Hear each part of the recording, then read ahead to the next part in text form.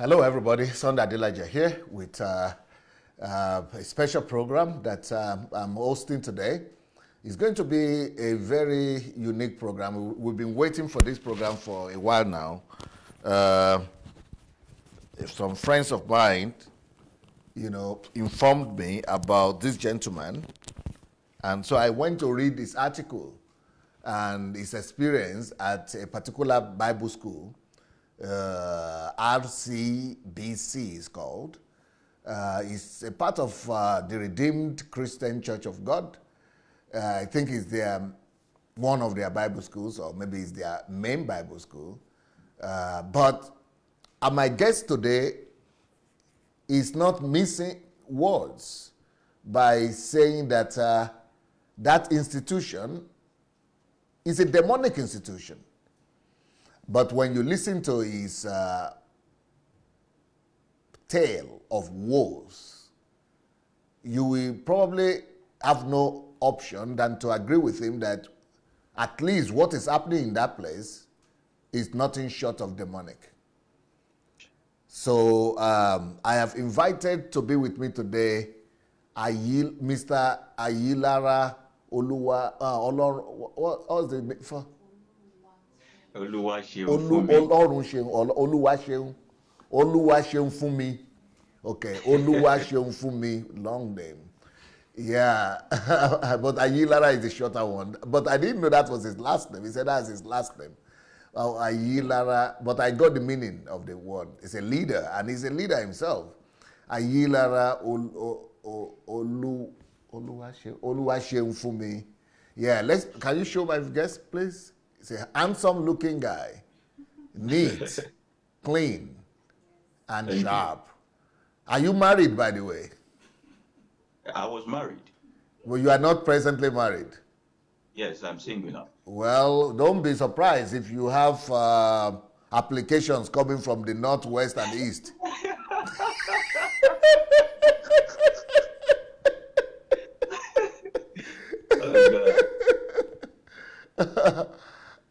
You look very sharp. There is only one other guy that I know in Nigeria that looks close, almost close to you. Not quite as sharp as you, but almost. I think his name is Fela Durotoye. He likes to he likes to be sharp like yourself. So Thank you very much. Will you move a little bit to the other side? A little bit. Is it to your? Yeah, good. More, a little bit more. Yeah, good. It will be really touch to time cry you.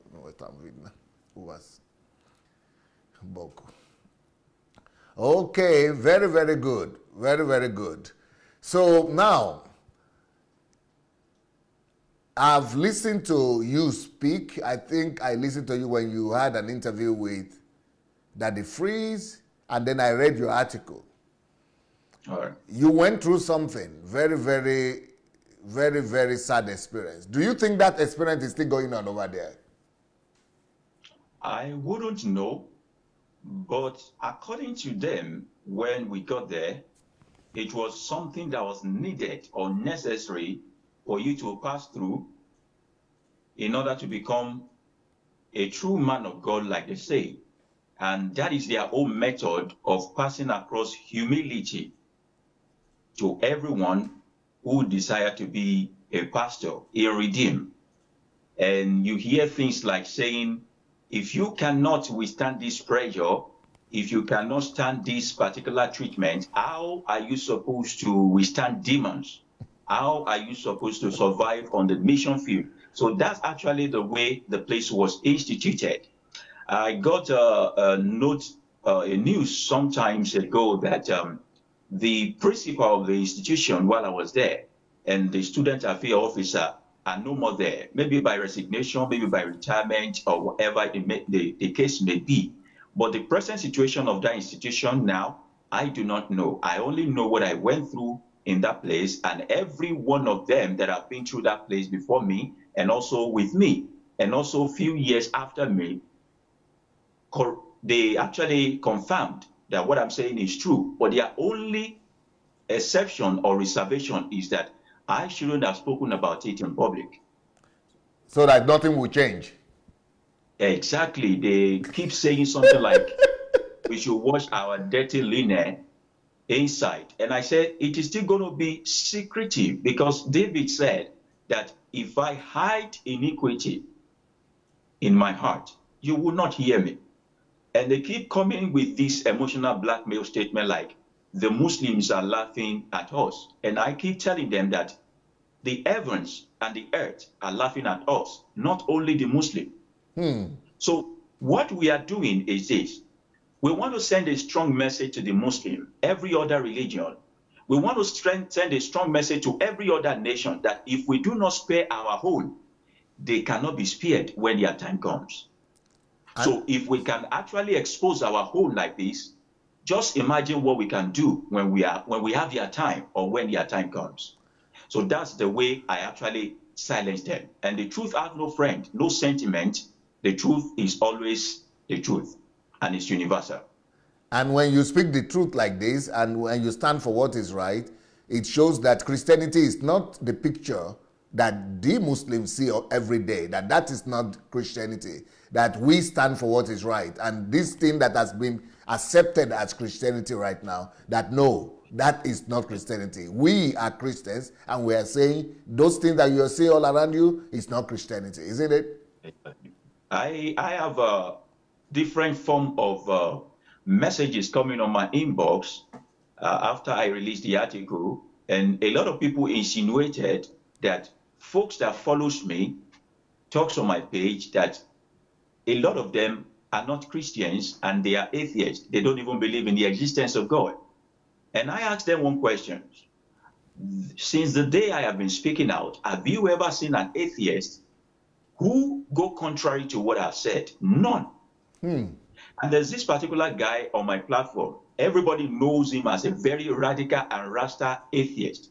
And I point that guy to them. I said, do you know that my message happens to be the only message that this guy shares on his own platform? He loves it. He comments on it. He says he's saying the truth. Are you telling me that he's still an atheist when I am talking about God and he's in support of what I'm talking about and saying this is the truth, and you are still on the page of he's an atheist? I said, for every single person that comes out and say I'm an atheist, there must be an hidden heartbreak in them. There must be a wrong exposure of what Christ means or what God really is to them. And it is our own duty to reorient this is a reorientation to help them learn the true virtue and the true nature of Christ. And the only way we can do that is to make them understand that what has been from the day of let there be light, from the day of let there be light. Something happened to your... Okay, I'm trying to correct that. Okay, please. I'm trying to correct good. That. It's good now. All right. Thank you very much. Yeah. So what they saw as Christianity from the day of let there be light is not the true Christianity. That they should understand now that the true Christianity is speaking the truth. Jesus Christ said that I am the way, I am the truth, I am the life. That is a lifestyle. You know, the way to God is by practicing the truth. And then when you practice the truth, you give people life. And every message that Jesus Christ has ever preached on this planet Earth is centered towards humanity. Somebody says that we are the ones serving God. No, God put out his law out there for us to be able to serve one another. When we serve one another and we reckon with the fact that we are all the image of God, then by so doing, we are rendering service unto God through humanity. But when somebody just come and make himself the authority over everybody's life, squander money, gather money, and spend it lavishly on private jet, turning forest that should be an industrial layout for agriculture into an estate, and still boasting to us that the redemption camp that people are saying, the redemption city that people are saying is not what we have seen, that is somewhere else. And we got information that this redemption city is being built in their hometown. You have what it takes to go and turn Idomila to something else, to an empire, but you put it on people. It's like the case of the David and Solomon. I always tell them, one person who is David built souls of men. The Bible said the destitute came to David and he turned them to giant killers. But when the time of Solomon came, he was building soils, I mean the dust of the ground, building temples, building big houses. And every single thing he did on this planet Earth, at the end of the day, he said vanity upon vanity. There is no day separated to celebrate Solomon in that Israel. But there's a day separated to celebrate David, because he built souls of men while the other one built soils. So when we center and Jesus Christ has said it, he said we should keep our treasure where the moth will not eat it. When we center our mindset and kingdom mindset to building structures, displaying architectural prowess, without building human capacity, human resources, making people live a better life, we are just wasting time, because Jesus Christ did not come to build any temple. He came to pull down temples and build up men. He pulled down temples and built up men. I don't know their own doctrine. I don't know where they got their own teaching. I don't know why it is like that. So when I was in the camp, I tried to speak to them about these things, and this is what they told me. They told me that they are not ready to have someone like me in the mission, because I'm going to raise a revolution that they are not ready for. I'm talking about 2013. And that was the beginning of my woe. Aside the fact that they are really different practices that is not godly, I also spoke out. And people saw what I was saying. In the class, we practically go to class to go and debate why God made mistake, why God should not have done this, why God should have done this. And I will stand up and say, we are talking about God Almighty, the one that cannot be questioned. God who created you and I, who has given us his 10 commandments, has given us grace and brought Jesus Christ in human form to us. And you are there, you are telling me that I should not have done this. We should have corrected him this way and that way. I said, what kind of people are you guys building here? Are they people that are going to go diabolical because they feel that they are now age mate of God and they can help God reverse the order of nature? Or people that will obey and trust God? And then folks will come to my bed, my bunk side, and ask me questions, tell me to interpret the scripture to them, and they will gather at my footstep, and I will teach them the way God inspires me. And this is what they say. They said, I'm trying to start a cult in the Bible college. That I'm trying to start a cult. And at that point, they had to seclude me, isolate me from the rest of the people. Wow. Whereby I was put in a place where no one should talk to me. If you dare to be my friend at that time, you partake of my sin. And what is my sin? Telling them the truth. And then they vow, we did a vow, and they made a vow between themselves that they will make sure I don't get posted. I want to say to the people of God watching me nationwide, how I got that strength to stay put and finish that course, I don't know. And this is it. It became useful for me at the end of the day. Because the kind of thick skin I've been able to grow from going to that Bible college, I wouldn't have gotten it anywhere else. Wow. And thank God for the kind of mother that I have, because she stood by me all the way. You know, going into a camp where you felt you are going to be closer to God, having recovered from a 2-month straight hospitalization in the clinic. And then the first thing you have to do for the first 2 hours you got to the Bible college, I paid my money. I paid over $120,000 to go to that Bible college. The first thing you are asked to do is to jump up 2 feet above the ground. And I keep wondering that, where am I jumping to? I'm 6 feet, 4 inches. I'm tall enough. If you guys keep telling me to jump up, the weight on me will be killing me. So at the point I had to just form my own fainting. And they revived me. They told me to continue. Wow. And I began to wonder that, where am I? And after the continuation, you know, we came in batches upon batches. So when our own batch of 2 hours of jumping is over, they released us to move to the next stage, while the other batch, resumed their own jumping. The next stage for us is to pick cutlass and start to cut the grass. And we started cutting the grass. From that time, I got to the camp around 10:30 a.m. We didn't stop cutting grass until please, let's go ahead and share this message. Please go ahead and share the message with as many people as possible. Let people get freedom from the spirit of religion that is ravaging our country right now. Let's spread the word. Let's let the Spirit of God bring liberty to people. Where the Spirit of God is, there is liberty. But now there is no more liberty in the way Nigerian churches practice church and in what we call churches this day in Africa. And this is supposed to be a Bible school, but it becomes like a slave camp. Hello, Mr. Ayilara. Hello. Sorry about that. I think I lost you guys there. Yes, it was the internet from your side. So right. I want you to go, let us start this more chronologically okay, and in order. If you don't mind, is it possible for you to actually narrate to us, point by point, the things that you said are wrong? What are the things that you encountered in that place? You wanted to encounter a relationship with God, but what are the things that put you off? What are the things that you saw in that place that you think are not scriptural?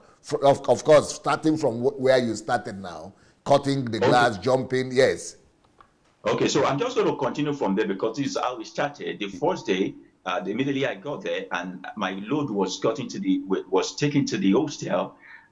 We were asked to start jumping up, and that was first 2 hours of my stay in the camp. After then, we had to pick cutlass and start cutting grass. And we are on that cutting of grass till evening time. And in the evening time, they rounded us up. They rounded us up and said they must scrape our hair. That they needed to scrape our hair. And I remove your hair. Shave you to skin. Everything. Exactly. And I keep wondering that what could be the reason, and they want to make you into skinhead. Exactly. This is what they told us. They told us that we are soldiers for Christ. That don't we see that American soldiers, Nigerian soldiers, they scrape their hair, that this is a form of initiation into our spiritual military hood. And it was funny to me at first, but I kept wondering that, are they serious? Until they made it very serious. And they started punishing those who are revolting and all of that. And at the end of the day, we have no choice, because there was a bit of brainwashing there, that if you cannot obey little things, how can God trust you with big things? So I'm just like, it's just an hair. It will grow back. No problem. Scrape it. And our hair was scraped. That was when they now asked us to go find something to eat after having a bath. That was towards the evening time. And after having a bath... But before you continue, I have this question. Supposing a successful businessman like Otedola, or is it Otedola? Someone like that, or like somebody like that, or like me, or anybody who is successful. I want to go to. I decide I'm an executive, I'm a director in some place, and I decide to just come to the Bible school. Would they be asking me to go and scrape my hair and be jumping like that and be cutting grass? Actually, there are different types of certificate. They have executive for those who have money. For those whose parents are already really a big gun in the Redeemed Christian Bible College. Yeah, because, like, for example, the wife of the former governor of Lagos State, Tinubu, if she decides to go to the Bible school, they will not treat her like that, I guess. They will not treat her like that, and she will be paying for that maltreatment. It's like bribing your way through the needle's eye. You'll be paying for that maltreatment. I remember that we have a particular hall where those set of people come to receive their lecture once in a month. They serve them tea. They serve them bread. Wow. They receive their own lecture in an AC equipped hall. And there are some of their pastors too who have not been through the Redeemed Bible College before they became pastors. They are just coming back to it. So they don't treat them that way. But the money they pay is very humongous money. So they pay their way through. They pay their way through. The God of Mammon. The God of Mammon is... If you, as a person, like maybe they know you, and maybe you are one of them, and you are sending your son or your daughters, there's a way they treat that child differently from some of us whose parents are from nowhere. Because I was a Muslim, and I'm coming from Islamic background. and none of my parents have been a pastor before. In fact, they have this kind of fellowship called Pastor Seed Fellowship. Only the children of pastors in Redeem attend that fellowship. And there they have their connection with it themselves. Okay. So when it comes to posting or replacement, they use their children to do that posting and replacement. They post their children to choice places like Port Harcourt, Lagos, Abuja, maybe Ibadan, main city. But if you dare come from a family that is not known, that you don't have connection, maybe it will take you to Idomila. Wow. So it's the same corruption like the country of Nigeria itself? It's everything. Or even worse? The one in the church is even worse than the one in public place, because the one in public place, everybody can speak against them, but this one, you dare not. They will use God to silence you. That's when they start holding vigil to curse you and all of those things. And you know, people feel oppressed when you mention God. And this is what I told people. I told people that even when the Westerner came, they came to actually take the gold, the rubies, the whatever in our continent, and they gave us, they know we are very religious folks in Africa. So they know the best way to get us is just to trade God to us. And whenever we want to revolt, they tell us that, remember, there is God, though. And when we hear there is God, we calm down. So that is the method they are doing. The same colonization of people in terms of slavery is the same colonization of people in terms of mental space, just that they are using spirituality to perpetrate their evil. So there is clear preferential treatment there everywhere. It's very clear. It is very, very clear. Very, very clear. Very, very clear. So we were meant to have a bath. We had a bath, and the principal of the school, they call him Professor Bolariwa. Professor Bolariwa, he came and he told us that we have to be humble, that this is the way they can humble us. You know, when he talked with so much pomposity, so much pride in him, as if we are nothing. And he said that any one of you who cannot take this treatment should get out of the camp. And then if you get out of the camp, know that you are getting out of the kingdom of God. Wow. Who will want to get out? That kind of intimidation. Nobody wants to get out of the kingdom of God. Exactly. You know, they now use that Bible verse that says that anyone who lays his hands on the plow and look back is not fit for the kingdom. These people know how to use those things. But I kept wondering that it's not up to 24 hours I'm here. What is happening? Because I was not raised up this way. I grew up in a village, and I didn't grow up from a rich family. But never before has my mother ever treated me this way. Wow. So it baffles me, and I'm wondering that, am I alive or am I dreaming? So when we finish, they allow us to go eat. They don't provide us food.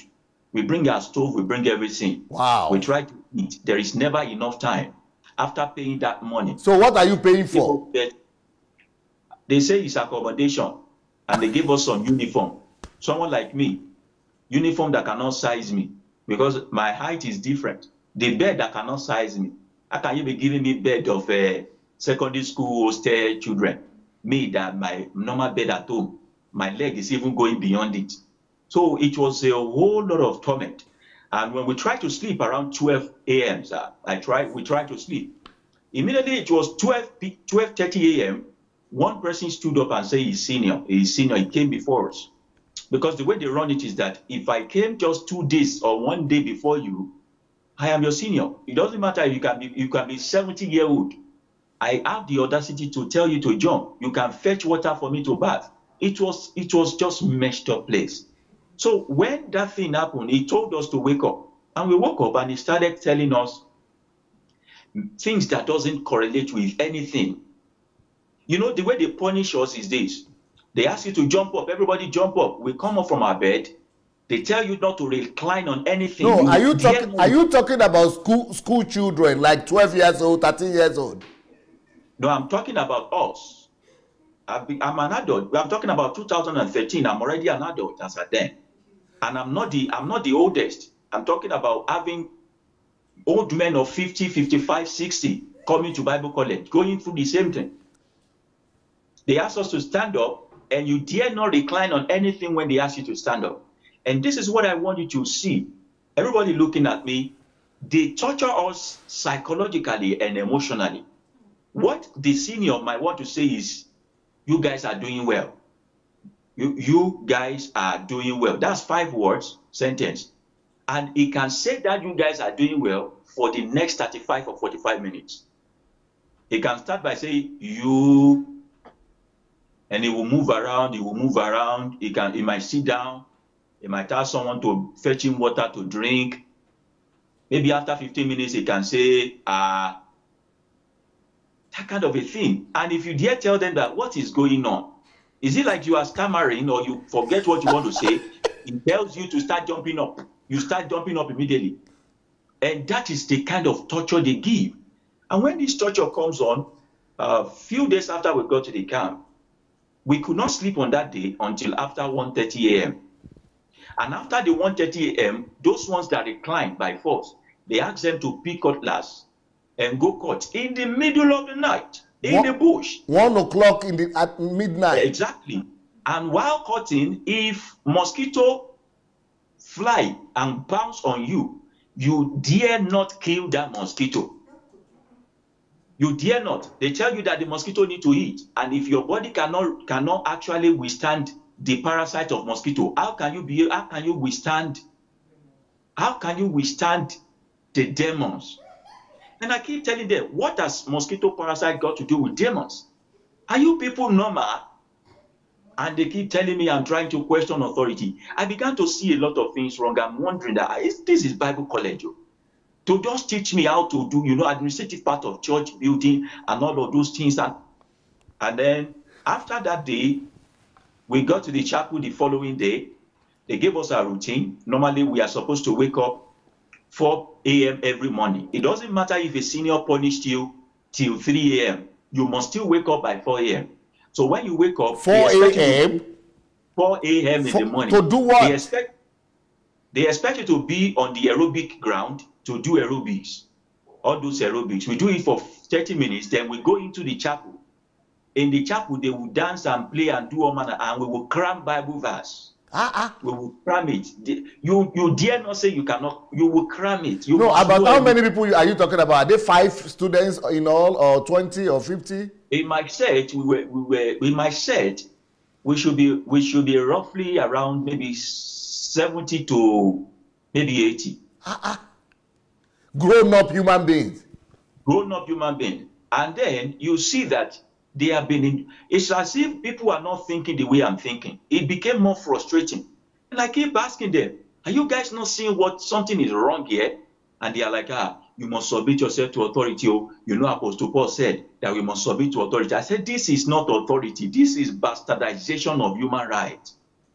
This is messing up of everything that makes us human. Can you people not see? So when they said they needed to make a class governor, a set governor, I went to that place September 2013. Unanimously, people chose me as their governor. I don't know. They just chose me as their governor. And when I became the governor, I started having access to the student affairs office. So I go there to make complaint that so person is actually doing something so evil in the hostel and all that. I never knew that I was just playing to the hand of the person who was sending them messages. Because the way I now later realized that there is something they use. It is called a monitoring spirit mechanism. They set you against me. They set me against you. They set everybody against themselves, such that whatever you are doing, you think you are confiding in your friend, but your friend is giving information. So everything happening in the hostel, they are aware of it. This is kingdom of hell. So when they approached me that as the governor, I should give detailed report of everybody's weakness. If they confide in me, they need to know. And I told them that, what are you trying to say? I wasn't brought up that way.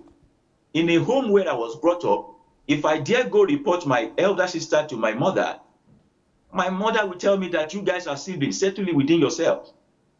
Why should I come report someone else to you? And to the point of even trying to leak their secret to you if they confide in me. Is it snitching, they call it? To be snitching against other people? Yeah, snitching. And I said, what kind of a pastor are you raising? Is he a pastor that a member will come and confide in, and that pastor will go to the altar? People should just close down all these churches. People should just depart from these so-called churches in Nigeria. these so-called churches are just evil empire. I'm hearing you, sir. You know, when that thing kept going on, one day, I was about to wake up when they told me that the student affairs officer has removed me as the set governor because I will not keep quiet. You cannot punish an elderly man, even my mate, even you cannot punish anybody under my watch. Can you imagine that under the rain, they will ask you to be jumping up and you can differentiate between your sweat and the rainwater under the rain? Wow. For you to know how much the drilling is. And it's so rigorous. They keep saying that nobody comes to this camp and don't fall sick. If you go to the Redeem clinic, I was in that clinic for almost 4 times. I paid for my own bills. They didn't care. And when they start telling us that if you cannot withstand animals and all that, you cannot, I began to look at this thing is not really sensible. So there are a lot of issues that happen underneath. And then I started telling them that this is wrong, this is wrong, this is wrong. To the point that they have to even isolate me, like I mentioned. But there's something that is so marvelous that I saw. I used all my life in the Bible college to mold bricks, to mix cement, to mold bricks, to build houses. You know the kind of person they call Ajebota? Yes. Among the poor people in our village, I was raised as an Ajebota. Among my mother's children, I was the only Ajebota there. For me to find myself that I had to carry pong, you know that thing that they used to carry, mold cement. And I begin to ask them that, the last time I read about this kind of a thing in the Bible, it was the taskmaster of the Egyptian that was treating the Israelite like this. So we have to mold houses, we have to mold tiles, we have to tile, you know, under the sun, under the rain. And you know, we did that labor that is until slave, the time they said, slave, 2014. Slave labor in the name of Bible school. Yeah. They told us that sometimes when they send you forth to the mission field, you have to build your own house and all of those things. We did it to the point, you know, in 2014, you remember that Pastor Adeboye called for 100-day fasting and prayer. Yes. During that 100-day fasting and prayer, we were still laboring. Carrying bricks. We were still mixing cement, molding bricks. The most painful thing to me is that the house we built, when it's time for convention, Holy Ghost festival or whatever, they chase us out of these buildings and they hire this building out to collect money. And I cannot really believe you were just and you had been sick before this. Yes. And you know, you didn't explain to them that you are fragile. Your health was I explained to them, you know, but I'm not coming from the class of privileged people. I don't have connection. I was not sent to the Bible college by a pastor. I don't have a godfather. No one can actually front for me. I'm just a normal person. Majority of people who were there together were sent by their father, who is in the mission. Okay. Were sent by their pastor, who is in the mission. So they know the way. They know that corny way to go about things already. So what I'm doing is strange to them. They just saw me as a person in plague with leprosy. So when I speak out, they just look at, what is this one saying?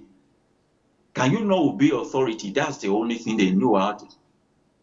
And when I try to tell them that this thing is not right now, you know, we cannot even move out of the camp. We cannot leave the camp. Whereas they have, that reminds me of a particular case that happened. One day we had just finished molding bricks and we are trying to clean up to go to the chapel for prayer during 100-day fasting and prayer. When one guy, we started hearing commotion in the campus that somebody is actually holding machete, wanting to cut everybody's head. And when they finally apprehended the guy, that guy is an Hausa guy. One of us who is enjoying privilege because his father happens to be one of the big provincial pastors in the north. And this guy is given to substance abuse. And they felt that the only place they can send someone who is mentally deranged to is the Bible college with us who are mentally okay. And that guy will leave the campus to go smoke whatever you want to smoke, drink whatever you want to drink, come to the campus to start misbehaving. This word never leaked out. It was around the time one guy cut his father into pieces in that same camp. You know, I was like, what if this guy has cut off one of our head?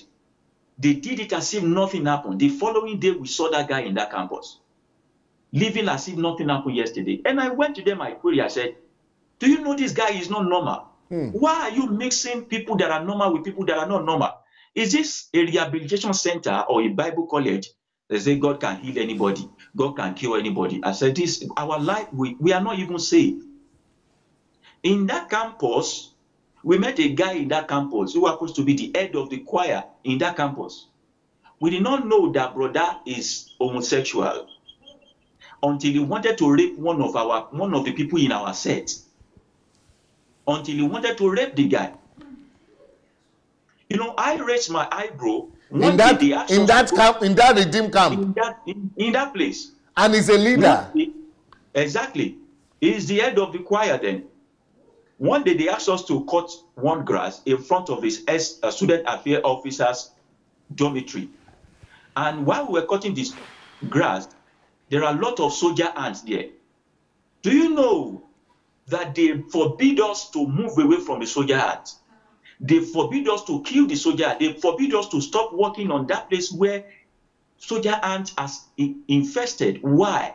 They say if we cannot confront soldier ants again, we cannot confront them. I'm like, are these people all right? So soldier ants started crawling near to our, boxer. So at that time, I had to put off my own trouser, and it was my boxer. So when I look back, I saw someone at my back, rubbing his body, licking his mouth. I said, there's problem. Oh. There's problem. Oh. This man that is looking at me somehow, there's problem. Oh. So I went to one senior. I told him that this guy, are you people sure he's fine? They said he's fine. Oh. That he's like, he has some homosexuality spirit in him. I said, homosexuality spirit. I said, what have you people done? Because the way he was looking at me, if he comes near me, the way I will beat him as if he was not created. And the guy told me that they have gone to report to the SAO, that the SAO is not doing anything. So I went to the SAO, I said, do you take note of so senior? And they shunned me because at that time, we had loggerhead. We are no French anymore. And do you know, a week after that, one guy started shouting in the bush because they sent the guy out to go and cut grass in the middle of the night. This our senior. May God help us. This our senior went to the bush with this guy and clipped him down. Thank God for people that came to the aid of this guy. The homosexual guy. Yeah. And they were going to even... He needed sex. They were going to even ignore it until we revolted that, come, this one will not stay here. They let that guy go, quietly. Nobody heard of it. In a nation where there is transparency, the public should know what goes on in that kind of let me tell you all of us. Let me tell you of a story I just read. If you go to YouTube now, you can look for it. Have you heard of this church, Hillsong Church? Hillsong. Yeah. Okay, he's very popular. He's from Australia. They sing good songs like that. Yeah. Hillsong, they call it. The pastor is my friend. He's called Brian Houston. Right now, as we are talking right now, Brian Houston is under investigation. And it's not for what he did, but for what he didn't do. Wow. The reason why police have put him under investigation right now is because his father, who founded the church, who created Hillsong Church, who started it, happened to be homosexual pastor. Wow. The father of Brian Houston. But he was not just homosexual, he was abusing the children. The children, wow. They have children's church or Sunday school. Yeah. Okay, yeah. So he was sleeping with the children in the boys, wow. As they grew up. So when those people grew for like 30 years or 20 years, and all those boys grew up, and one of them began to talk. So when they began to talk, at that point, Brian had become the head of the church because the father was retiring and he was now the head of the church and was the head of the Assemblies of God in Australia. So he buried the case. But he knew about it just because it would bring bad reputation to Hillsong. 20 years later, now it's 20 years later after that case, these people started to talk again. And it got to the authority. Now the authority are charging Brian Houston to court, and he might go to court for 7 years. Wow. Just because he was an authority figure and he didn't reveal this. The thing is that if anybody is homosexual, and are abusing children, you're supposed to report it to the authorities. But I hope that it will get freedom and it will not be jailed, because when those things were happening, I don't think he was aware. I think he got to be aware only after those people are grown up. So I don't think they should send him to jail. So that could be the only thing that will save him. What I'm trying to say is that those people were turning blind eyes in that school, in that Canadian camp. If it's a normal country, they will be in jail by now. Exactly. You know what they tell me is that all these things, do you think that the Adeboye is aware? I say, I don't care if he's aware or not. If anything is wrong with Nigeria, they will hold Buhari responsible. Yeah. What is the essence of being a leader if you don't have a good feedback mechanism? Yes. And when those people are torturing me in the campus, I reached out to him. There was nothing from his side. You wrote to him? There were some of my friends who happens to be the godson of some of these AGO, assistant GO. They took me to some of them. They told me to take whatever I have or whatever it is that they are treating me with. That one day me too, I will grow up and I will have to use the same method. I said, God forbid. So I stopped going to them because they are not ready for the change. So whenever people tell me that we can't hold him responsible, I say, what is the essence of a leader? See, on my page on Facebook, you can ask anybody. I forbid anybody to call anybody a fool or use vulgar words, because they always fool me and tell me your people are doing this, your people are doing this.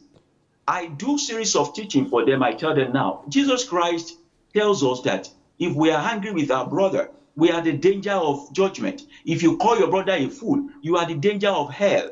I said, why don't you just follow that line? In the process of trying to correct these bad people, do you want to also go to hell with them? Because the one who says, don't commit adultery is the one who says, don't steal. If you think adultery is more than stealing, it's the same hell you are going to. I said, let us correct in law. Let us correct them in law. He said, pay back evil with good. The highest you can do is to just walk away. I said, but in this platform, let there be no exchange of words or calling of names. That is a leader who wants to know what is going on in a basis. What is the essence of being a leader if you don't have a feedback mechanism and you don't know what your followers are doing? Yeah. And they tell me that it's like, I said, see, this man knows what he's doing. Forget about all those false humility. No, but even if the man is homosexual and is going to the church, is one thing as just attending. But you said he's a leader. Yeah, he's the head of the choir in the Bible college. But they later chased him because it was going to be escalated, because then I told them that I'm not taking this in. I will shout to the rooftop. So they chased him out. But then, I had a mission to come and, Bible college purely. And I wasn't thinking of going all out like this to talk about these things. I just was thinking that this dirty linen, let us use all the soap in the world to launder it inside. But it's like the stain doesn't want to remove. So we need specialists. We need the whole world to hear what is happening. So going on, early in the morning, they gave us roster. If you are a teacher in that Bible college, or you are a pastor who resides in that Bible college, they appoint to you one student who comes to clean your house, clean your car, bath your children, wash your clothes, and take them to school. That is why we must wake up 4 a.m. because we need to walk and trek to those places We have to go and do that morning chore. We have to return back to the campus by 7:30. Whatever you want to do, either you want to bath, either you want to eat, you must resume back to the chapel by 8 a.m. And this thing you must do effectively. So the first place they actually sent me to when I first got my allocation was the first house that Pastor Adeboye lived when he was in camp. That place that they called Open Heaven. I can't imagine, how can you... All right, you know, people pay money to go see the house that someone has lived before, pray by the bedside of what someone has. So people are going to pray on the bed where he's people lived. Pay money to go pray and see the house he has lived before, pray by the bedside, the chair he has sat on before, and all those things. It's like do we call it artifact or do we call it relic? It's a ritual. Like they go to it's Jerusalem. Ritual. Just like they go to Jerusalem to go look at the tomb of Jesus and all that. That's the way they use that to generate money. They turn that out, they call it Open Heaven. But if they are praying, there is a shrine.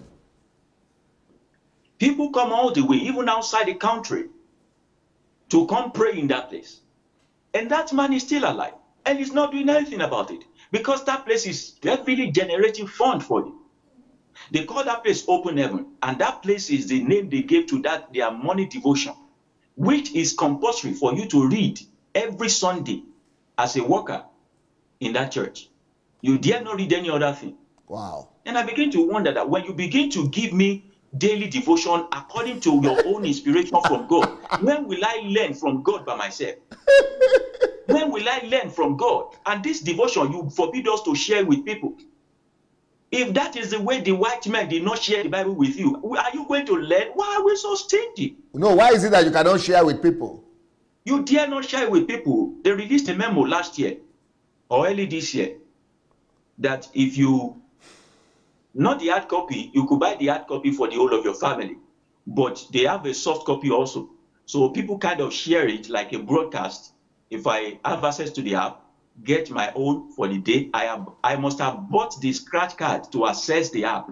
Okay. When I buy I access the app. If I copy it and say, let me share with my Muslim brother or other people that are not going to redeem or doesn't have Open Heaven, it is forbidden. Wow. To share it. And I said, first, you call this thing Open Heaven. Why can it not be shared openly?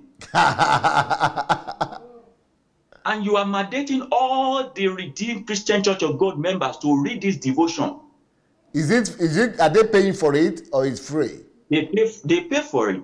The last one I heard them bought, I think they are buying it at the rate of, I think, 1,000 something plus. And millions of people have to be buying them. They have to buy it every year. That is hard copy alone. If you want to get the app, you have to pay money to access the app. So this is how these people, colonize these people's mentality. I've never bought any before. I cannot lie to you. Good. I've never read that thing before, except it is my time to coordinate workers' meeting, which is what you must read. And if you dare preach, let's say there's an Open Heaven and you are reading, and maybe God inspire you to buttress it outside what is there, still in line with what is there. My pastor has had occasion to tell me to leave the pulpit before, because they want me to read that Open Heaven word for word. Wow. I say I'm not. I went to school now. I have brain now, and I have the Spirit of God. Let's say a man has actually given us point. Is it not our own duty to read more, get more understanding, and be able to teach others? Analyze. Why must I read word for word? What's the essence of saying I want to take Open Heaven or treat Open Heaven if I must read word for word? If you want me to do narration or you want me to read story, give me a storybook, not this kind of a thing. And we had that issue for a long time, so they stopped calling me to come, treat Open Heaven, because I've always been a trouble to them, But that is not about the redemption, Redeemed Bible College. In the Redeemed Bible, we do all this chore for these pastors, for these teachers.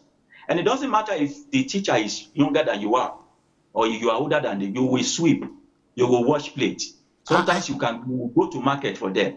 So it's not voluntary. You have to do it. It's a must. And the person they gave you to, your master, your slave master, must not complain that you did not do something well. You will cut grass. You will cut grass. You will think your name is Tractor. You will think your name is Tractor. So you dare not. So I happens to go to that place. I kept washing cars that has not been used for years. I will wash them today. I will wash them tomorrow. I will sweep a place where no one is living. You know, it's just not called for. I spoke about these things. I told them some of these houses should be sold out, or we should call people who doesn't have house in the town to come and be occupying them. Why build houses in this camp when no one is actually occupying? It is only occupied during the Congress, during convention, or during open heaven, during Holy Ghost Festival. You guys are wasting resources. Okay, look at it now. All the while I was in camp, I think they took light for 10 minutes, one time. I said, what is the secret of constant electricity in all these camps that you people are building, that you cannot share with Nigerian government and give everybody light? Why do we bring our tithe, our offering, our seed, everything that we have to this bush, and then we go back home to go and stay inside darkness? For the fear of NEPA, or electricity people, I have to tell my security guy to put on generators so that we can have a seamless broadcast today. If not, they don't fail to disappoint. But these camps, they use megawatt upon megawatt of electricity there without it blinking. What are they doing there that they cannot share with the whole nation? Why are we still in blackout in this country? And people take their stipends, their widow's mite, the money they should use to better their life, and go dump in the hand of these people. And they don't even have the conscience to say that if these people are giving so much to the church, then they believe more in the church than the government. Then the church should take the place of the government. Because some young folks are fighting me. They are telling me that I'm trying to say the church should do what the government should do. I said, do you know Jesus Christ said we are the light of the world? If you cannot provide light for the world, then you are useless. Do you know Jesus Christ said we are the salt of the world? If you cannot add flavor to people's life, if you cannot preserve their life, if you cannot show them the way, if you cannot help benefit their health, what is the essence of you being in Christ? When Jesus came, he didn't wait for the rulers of the synagogue. He went to do good, healing all that were oppressed of the devil, for God was with him. Some of them don't even need healing. They just need borehole. Some of them don't even need borehole. They just need food. Some of them don't need food. They just need houses to stay. Some of us don't even need all these things. We just want electricity. The church can do it. If the church starts shaming the government, then we start putting people who are godly in the governance. But if we cannot take this responsibility, how then do we want to counter the government? When we know quite well that most of these people are even appointed upon the church, by the political folks. You know, let me continue the experience in Bible college. So one day they asked them to go ransack my bag. You know, my grandfather was a goldsmith before God rest his soul. So we have some golds that actually pass from generation to generation. So he gave my mother some. My mother gave me some. And I've never been a believer of the fact that because you are a Christian, you should look like a dead body. That you should be looking like a Mongo Park up and down. You know, take care of yourself. Look good. Look good and be fine. Just be moderate. They ransacked my bag on the order of the authority. They took out my gold and they said they want to throw it away. Every time I remember that incident, oh my God, it pains me. It pains me. I cannot, the gold till today, I don't know what they did to them. I'm not talking about all this Dubai gold. I'm talking about real gold. You know, a lot of something that was passed generationally to you. Yeah. A lot of sufferness I have to go through. You know, it got to a point where I was traumatized to the point where I cannot even eat. Because I was feeling, I don't know what kept me staying there. Maybe because I'm an Ijebu man. And you know, Ijebu people don't play with their money. I have paid for that school. I must get the value for my money. And how can I even say to the world that I went to school and I dropped out? No, I will not drop out. I will spend all the shishi I brought to this school.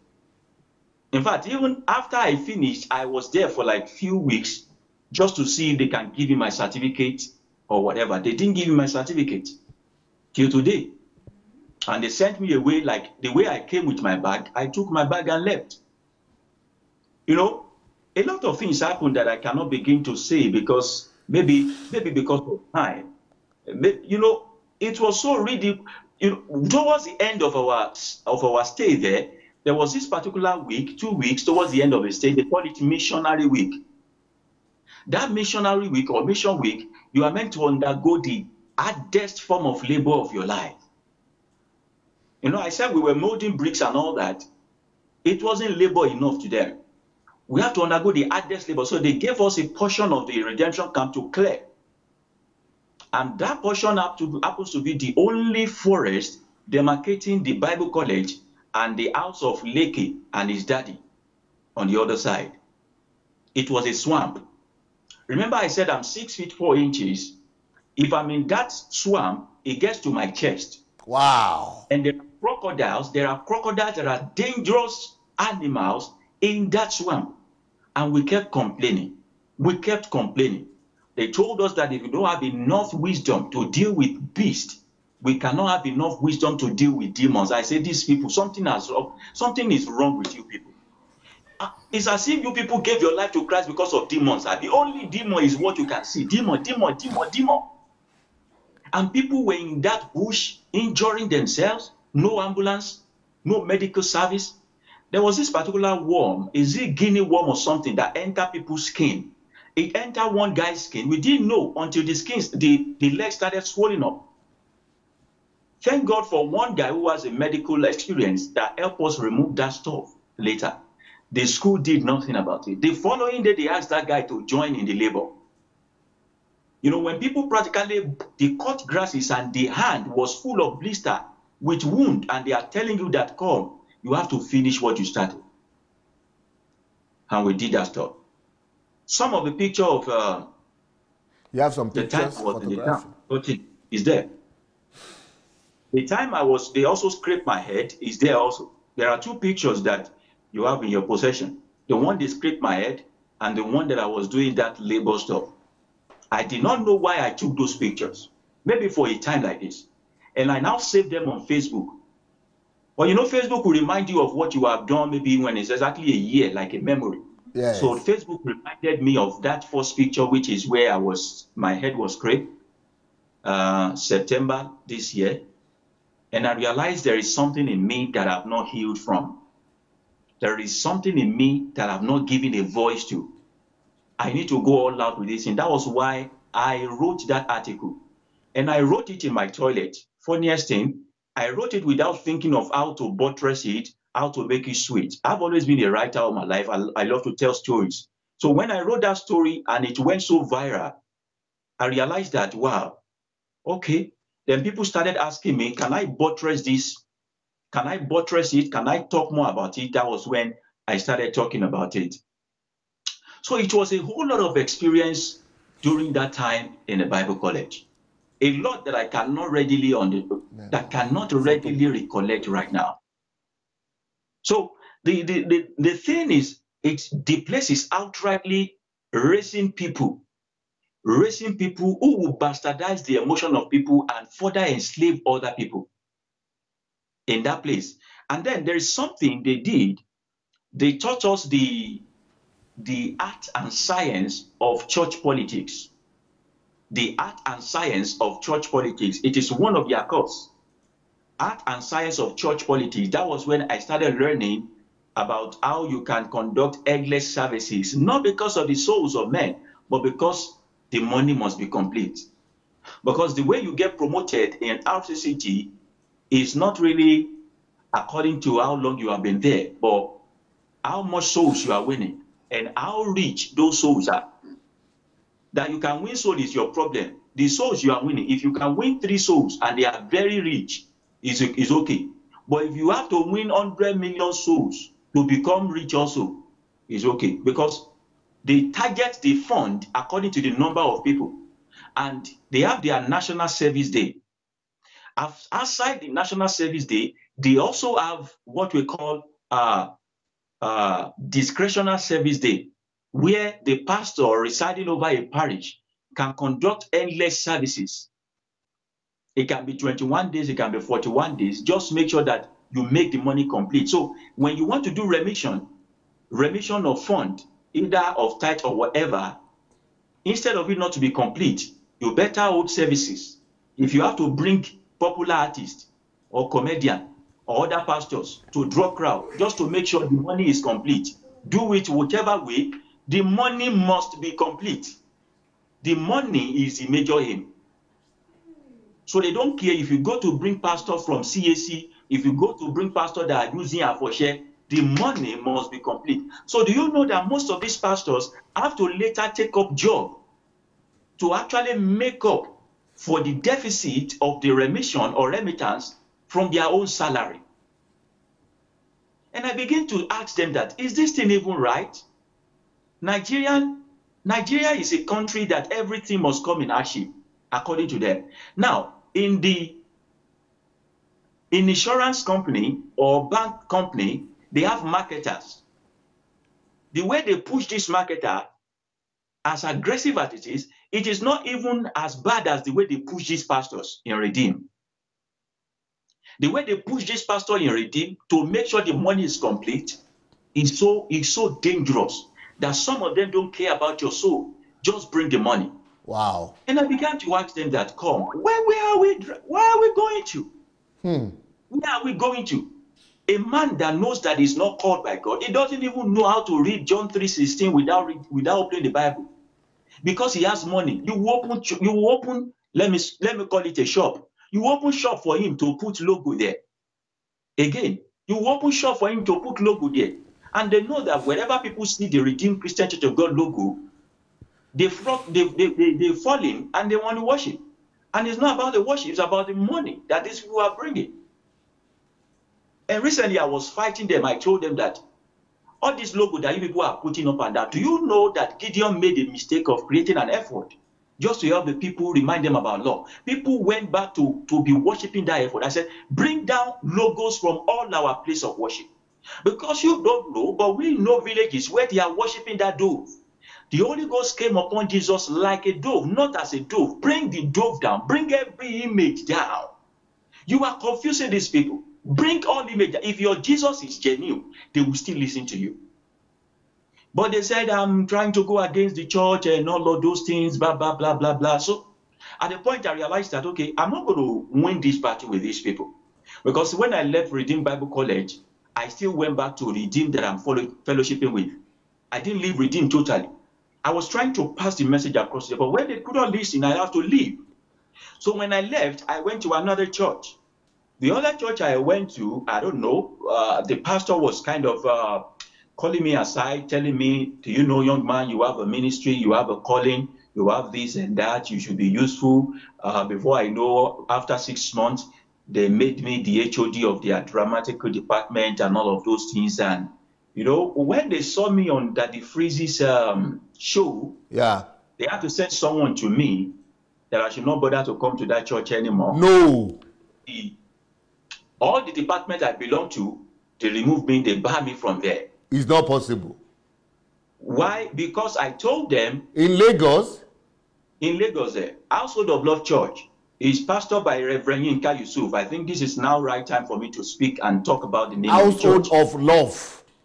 Of Love Church. But how can it be love when they are telling human beings not to come to church again?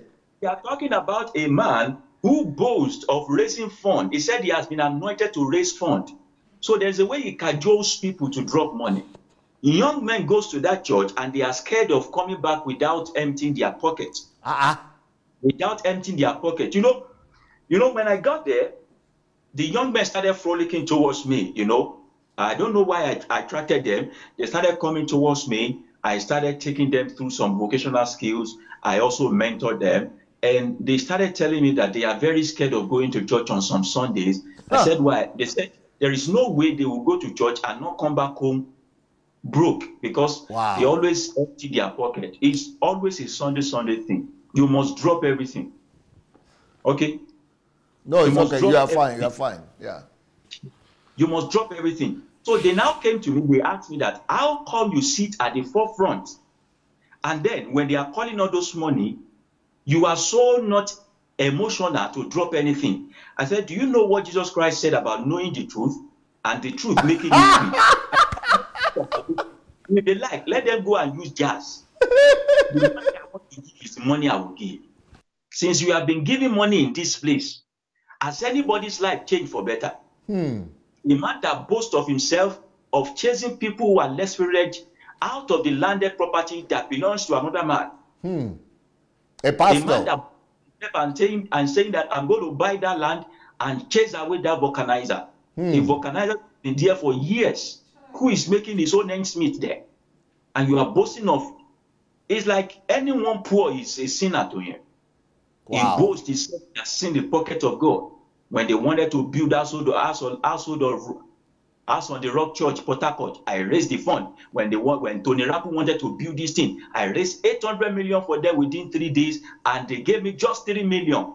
You know, the man will also be angry if they don't pay him well. All these people are there all around. If we don't speak out of their evil, they will think they are still making sense. Maybe if we speak out, maybe they will be saved. Yes. Maybe if we don't speak out, maybe we will partake of their evil when the judgment comes. Because Ezekiel said, God told me that if I send you to a sinful man and you refuse to deliver, the man will die and reap the repercussion of his sin. He said, you too will also be punished. That man you mentioned, Yinka Yusuf, last year, he went and wrote an open letter against me. And the reason is because, who are you to dare call out the fathers and speak and mention the names of fathers and all kind of things? You know, this fatherhood thing, they actually, the fatherhood thing is another thing, it's another problem in Nigeria. My father in the Lord, Papa, Mama. You see an elderly person prostrating to a young boy just because the guy knows how to quote Bible and carry microphone. And I kept telling them that, is it like you are suffering from inferiority complex, any form of self-esteem, or something else is wrong with you, that you do not know that if a man is a teacher over your life, call him a teacher so that he can mind his business upon your life. If a man is a pastor, call him pastor, so thing, so that he can mind his business. Most of these followers are the one killing these men of God by doing what we call hero worshiping. Hero worshiping. Nigerians actually practice what I call Ethiopianism. Ethiopianism is the worship of, is the practicing of Christianity in the African traditional manner, where we believe that the elders are always right. And the moment someone displays a form of spiritual power than us, we turn them to an idol. Ethiopianism. And I try to correct people. I said, don't you see what Jesus Christ said in the book of Matthew 23 verse 9? Or is it Luke? He said, don't call anyone father. He said, only God is your spiritual father. This one you are calling father is also a man that is prone to error. As a matter of fact, every one of us should test the spirit in us every single day. The fact that you were right yesterday does not mean you'll be right today. Yep. We are fallible. Yep. It's only God that is infallible. Yep. So when you now raise a man so high above yourself, what are you saying? Cornelius wanted to bow to Peter. He said, rise up, for I am a man like you. Why do men of God in this part of the world receive the worship of men like them? You see people lying down. You see wives that cannot respect their husbands at home. When they see their pastor, they will be crawling from afar like a cobra that wanted to vomit. You can imagine. A man will come in front of you and say you should bring your first fruit. It's one of the captions we put on our public banner. I think maybe if I have opportunity to tell the project that we are doing on that page of mine and all that, we say, this first fruit issue, I said, do you know that Pastor Adeboye, Bishop Oyedepo, and all these people that call themselves the priest over the churches are the one eating all these first fruit, not even the church that they are pastoring. Because they claim to be the priest over the church. So imagine that all the redeemed Christian Church of God members contribute their first salary of the year to one man. One man. Sir, even if we have 40 million members and we contribute 1 naira, that is 40 million naira in the month of January alone. But we are talking about a church where there are business tycoons who are paying in millions. I said, when are we going to be wise? All this money, where are you putting them? One day the man raised a prayer. He said, God that has taken me beyond the boundary of poverty, will also set you free from poverty. I now open my eyes. I said, before this man will say this kind of a thing, I think he knows what he's saying. Beyond the boundary of poverty. So me, I'm still struggling. You that have gone beyond the boundary of poverty, I should bring the small that I'm trying to make a living with, to add to your own transportation away from the boundary of poverty. I said, this thing will not matter. You know, and when people don't pay, especially in that church that I was evicted from, you see aggression. You see aggression, the way forceful aggression. You people don't respect me. They respect me outside more than this church. If I raise offering here, you people don't pay. And I begin to wonder, are we here for donation or we are here to hear the word of God? So a lot of things are wrong. So when I try to mention it, because this is what I always say, I told that I said, if you are sharing your platform with me, or you are sharing your altar with me, or your pulpit with me that God has put you a Lord over or an authority over, and during the course of my speaking, the truth is pointing at you, I said, like a gun, I will shoot it so fast, I will not look at your face, because me, I don't have God Father, I have God the Father. I always tell them. So when I was talking on the Freezy show, and I mentioned that man, he was surprised that this is a church that you are still going to. I said, do I care? Does he look like Jesus that will judge me on the day of judgment? Is he my God? Is he feeding me? We are talking about the truth. There should not be nepotism and sentiment when it comes to speaking the truth. The truth is an allergy. Everybody reacts to it. It depends on what you now do with it. Yeah. So the man reacted after a week that I should not bother through his people. When I went to BBC, they invited me on BBC. I spoke.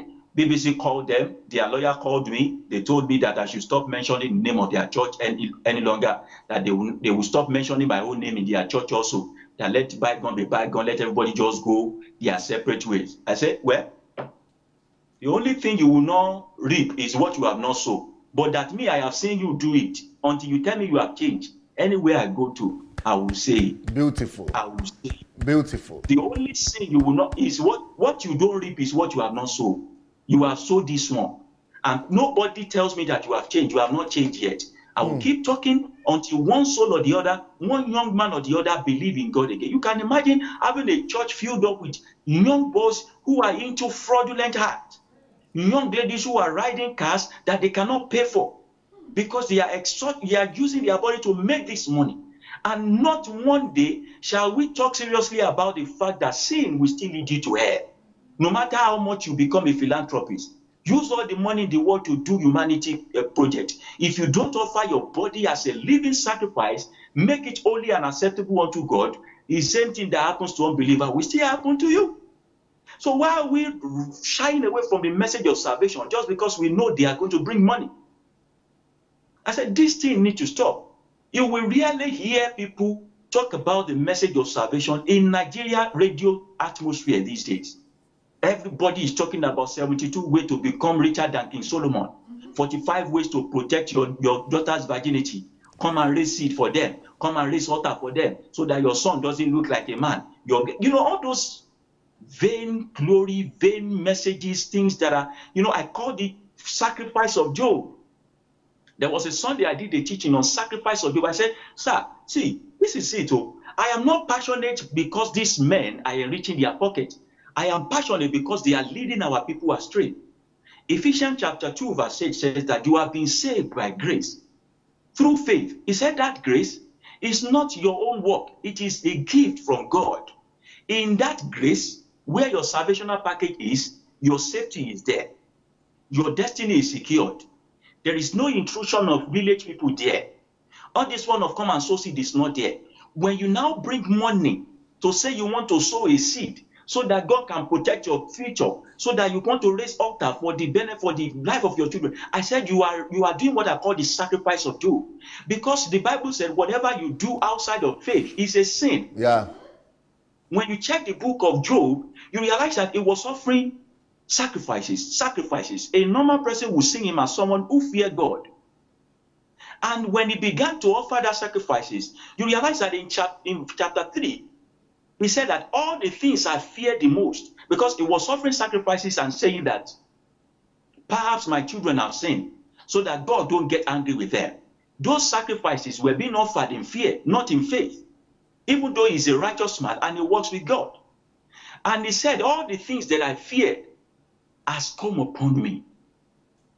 I did not sleep, I did not keep quiet, yet calamity befell him. I said, when you offer these things, you are insulting God that gave his son Jesus Christ to die for your sin. Are you saying the blood of Jesus is not enough? You people now turn God to a kind of lotto person. You put 20 naira, you collect 40 naira. Somebody tell you, come and enter my shoe. Between now and 40 days, you become a billionaire. Just empty your bank account. If he knows how to become a billionaire between 7 days, he will not be requesting for your own bank account to be emptied. If he knows how to protect his own life, that he will not die again, he will not be requesting that you come and put money down so that you can protect your own destiny. And the way they exalt devils and demons in these churches, yeah, the Bible said we wrestle not against flesh and blood, but against principalities and power and rulers of darkness in heavenly places. But when we come to church, they focus on the demons, the works of the evil, than the power of Jesus Christ. So these people go to church excited, they come back from church depressed, because their mentality has been shifted from you have been saved by grace, from the fact that Jesus Christ said it is finished, to the fact that there's one cockroach in their cupboard that will come in front of their village people. Why do they do that? They keep these people perpetually coming for more servicing. It's like a mechanic whom you give your car to and refuse to do the real thing or give you a patching. You will still bring the car to him. He can build a house on your car. He can buy his own car on your car, because he's not telling you the truth. I said, as a child of God, you have been equipped with the right knowledge and the right power that at the mention of the name of Jesus, if you think you need deliverance, you can deliver yourself. The Bible says you shall decree a thing and it shall come to pass. Why do we have to keep going to these men of God? They say for spiritual recharging. Sometimes if you charge a battery too much, that battery will melt too. I don't know what they keep going just to collect money from them. And when they go, they also tell them, dear, you must not come to the house of God empty-handed. And the one that is so... Ayilara, I want to do two things before we finish. Our time is coming to pass very fast. I want us to give opportunity for people who want to call, telephone calls. So if anybody wants to call, please write to us that you want to call and contribute or ask questions. But in the meanwhile, while the calls will be coming in, I want you to present the ministry, your platform. Okay. All right.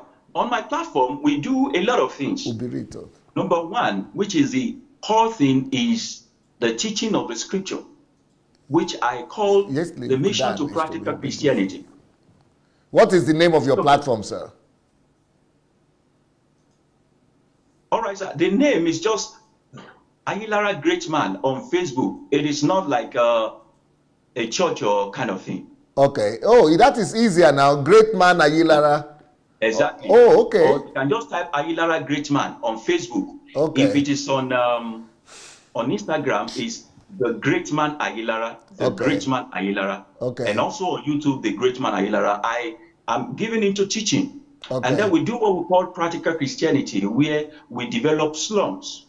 We look at slums that need our help. The little we can do, if it's a pipe-borne water we want to raise, if it's a dredging, if it is to create a place of learning for them, we also do that.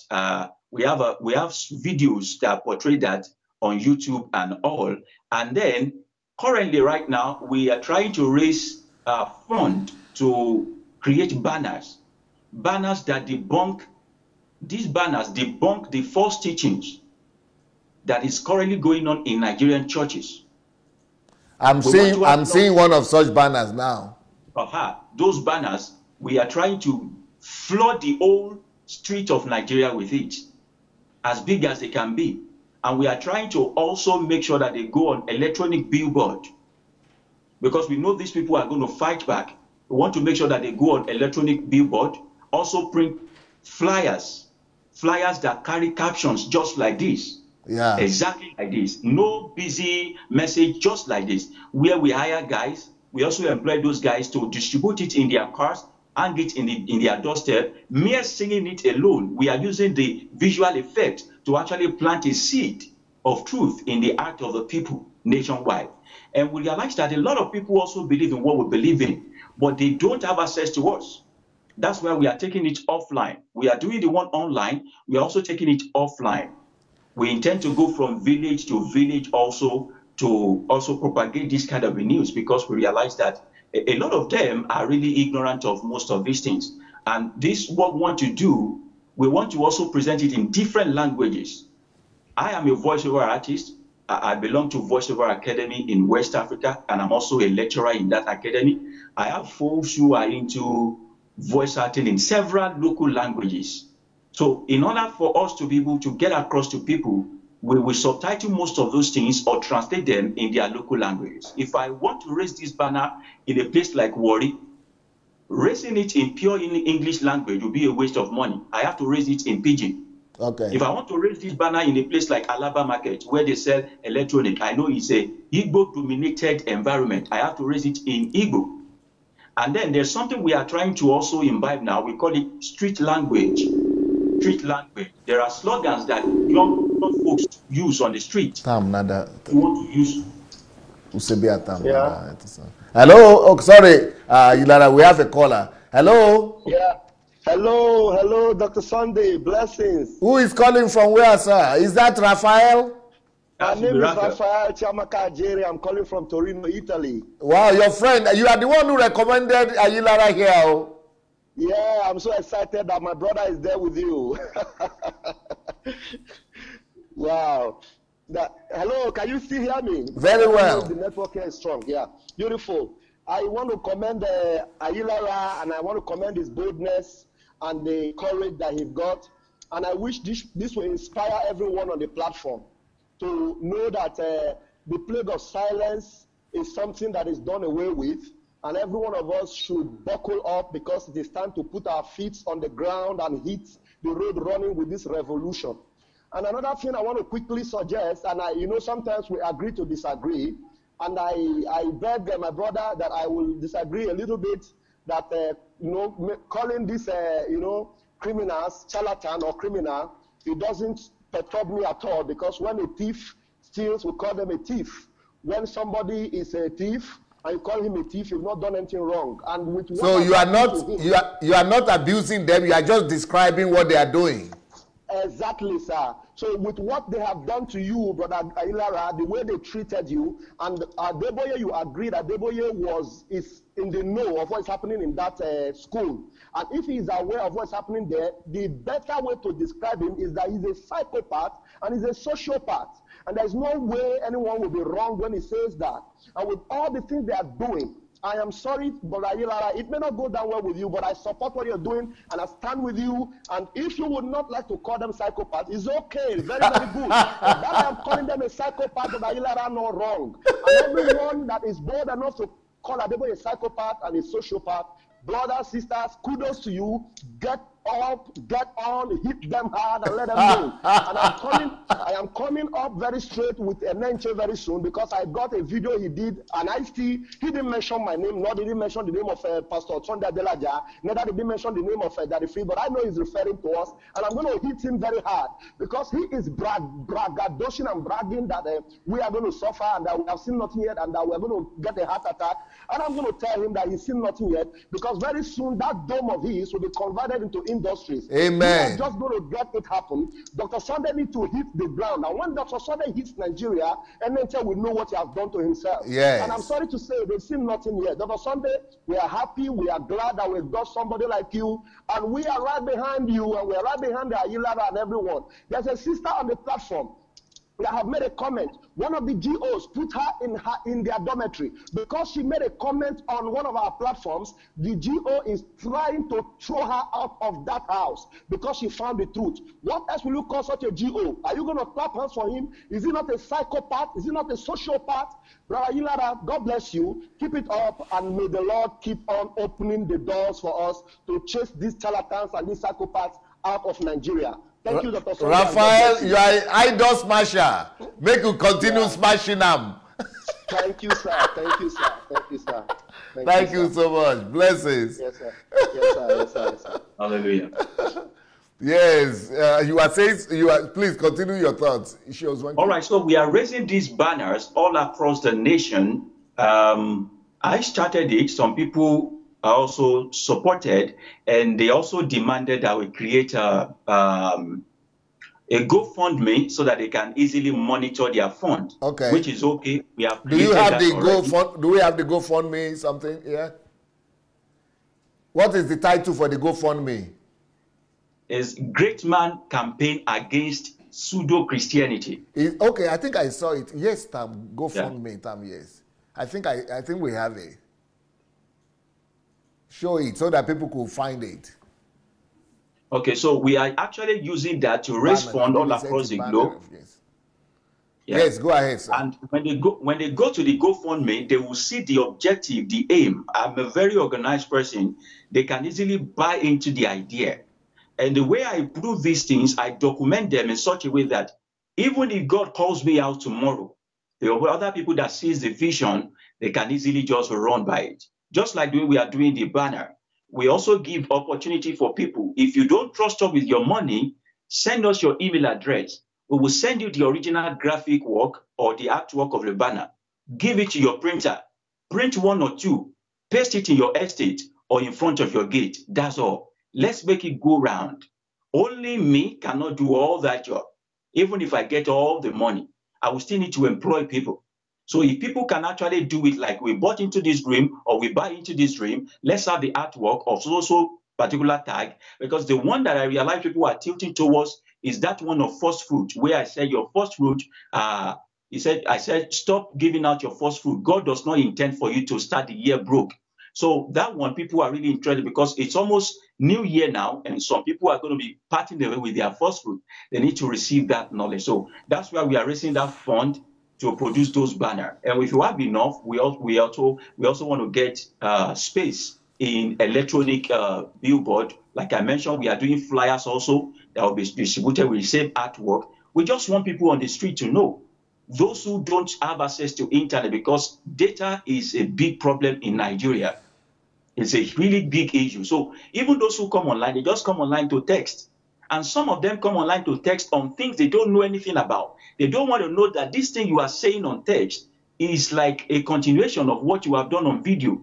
But they will never use their data to watch the video to understand what you actually are talking about. They just attack your text. But when we go all out and we display this debunking of their false doctrine, it's going to do a lot to them. There has been so many times I see some things online or while working as a commuter, and it doesn't really make enough sense to me until I got home and I'm alone and it replaced itself back to me. So there are so many. And this one I said about street language. The street language is that there is a way these louds, all these Agbero folks, there's a way they communicate. It's different from Pidgin, it's different from English, it's different from Yoruba. They have their own slang. We are also going to be using their own slang to also buttress this thing. And we want to raise enough fund to get trucks, multimedia trucks, to go from garages from one published spot to the other. While we are showing things, making a PowerPoint presentation or showing a kind of attractive stuff to attract them, when they gather, we launch the teaching. We launch the teaching, a multimedia truck. We have something to power it behind. As we move ahead, all these things on the banner are going to be painted. There's going to be, we have a team of artists who are going to be helping us with PowerPoint presentation or slide graphics that is going to be displaying all these things. And I have some group of team that actually are into drama. So when we need a large crowd, we stage them in a city center or a market square to display or to act out a drama concerning what we want to teach about. If we want to actually teach about tithe, they stage a drama concerning it. If we are talking about seed sowing, they stage a drama concerning it. So that would be like a side attraction. You know, Nigerian love where there is a apropos where they can do what is going on. So we use that to bait them and also launch the message to them. While the person teaching is teaching, we are also using all those flyers, all those tracts to also give them entertainment. And we intend to go from one village to the other. One thing I also understand is that when we use what we call branded souvenirs, whereby we print shirts carrying these messages. We print these messages on mugs, cups, household commodities, on anything at all that they can easily just buy. You see, the more people see these messages, the more it affects their soul, the more it draws down to them. But we need fun to get these things done. And I am very careful when it comes to people's money. I trust myself. The last thing that will cause issue for me is fund. So this is what we did. We set up the crowdfunding platform, and then we make another person the one who will actually be collecting money and be sending it to us when the time comes, and that person is going to be monitored by other two people. So the money is accountable for, and everything is going to be transparent like that. I have several other things I want to share, which we are not readily doing. I don't know if I'm permitted to share it, which is part of the outreach program. Yes, please go ahead. All right. So I have spoken about the signboard, the electronic board, and the banner flex, which we are doing. Oh, sorry, please, Ayilara. Hello? All right. Hello, DSA. Yes, sir. Who is calling from where, sir? This is Michael calling, Oshiwaju Michael. Oh, from Lagos. This is a Lagosian I'm hosting today. Oh. Yes. I've been following Brother Ayilara's story, and it's been amazing. It's been amazing. I think I've watched one of his interviews before, the one he did, is it Cool FM or so? Yes. Yeah, so I've heard the story, but I'm glad today because he was mentioning some familiar territories. And Brother Ayilara, is he still there? Brother Ayilara, is he there? Yes, he's here. I'm with you. Okay. I want to encourage what he's doing, and I understand what comes with it. Yes, speak louder, sir. Speak louder. Hello, sir. Speak into the microphone louder. Hello, can you hear me, sir? Yes. Okay. I really commend what he's doing because it's easier when you are outside Nigeria and you are smashing these things from a distance. It's a different game when you are on the soil and you are smashing these idols. They are two different games. Especially for people like him who don't have that much strength and that much connect. The people will come at you like a force. They will come full force at you. And so for him to still have this courage to be able to come out and do what he's doing, I really salute you, sir. You're really doing a great job. And I say that, I've always said this, that evil will continue to thrive when good men do nothing. Evil will continue to thrive when good men do nothing. And we have been under this darkness for so long that few people that are trying to shed light are seen as rebels. They are seen as bewitched and brainwashed. That is the situation of things here in this country.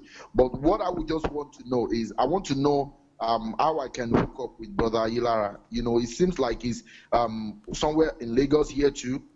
Yes. How can they link up with? How can Michael link up with you, sir? Is your email?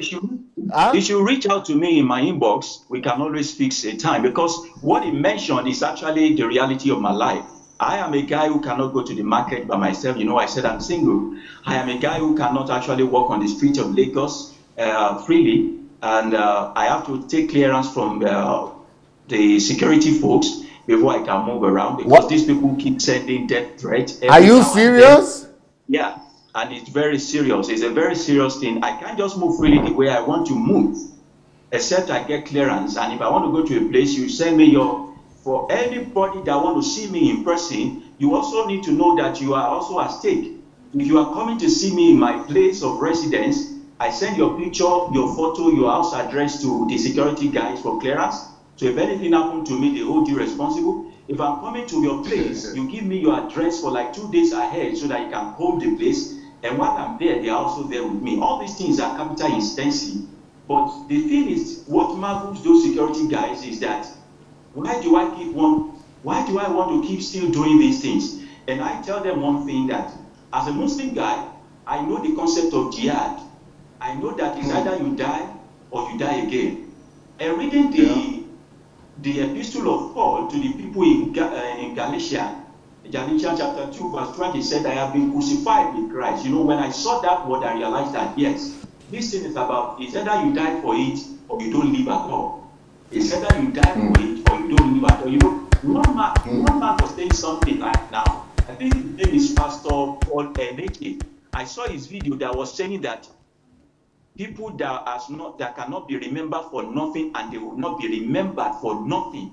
And I said, I replied, I said, all of us will remember for something. It's either for building souls or molding soils. One will last than the other. It's either you are remembered as a David or you are remembered as a Solomon. And I've chosen my path. He has chosen his path. Let's see the one who lasts. And someone was asking me that, what did they kill you one day? And I said, every vision God has given to me, He gave me with the instruction of Habakkuk chapter 4 verse 4. He said that write the vision down, make it plain, that whosoever sees it can run by it. If they kill me today, the vision is well documented. Someone will stumble on it, someone will pick it up, and the same thing will still happen. When Nimrod wanted to build a tower reaching up to the space, and there was a disconnection in language, we thought that was the end. But today, in space, the same thing they wanted to achieve, people are still going to space and they are staying there. So the mind of a man is enough to change the world.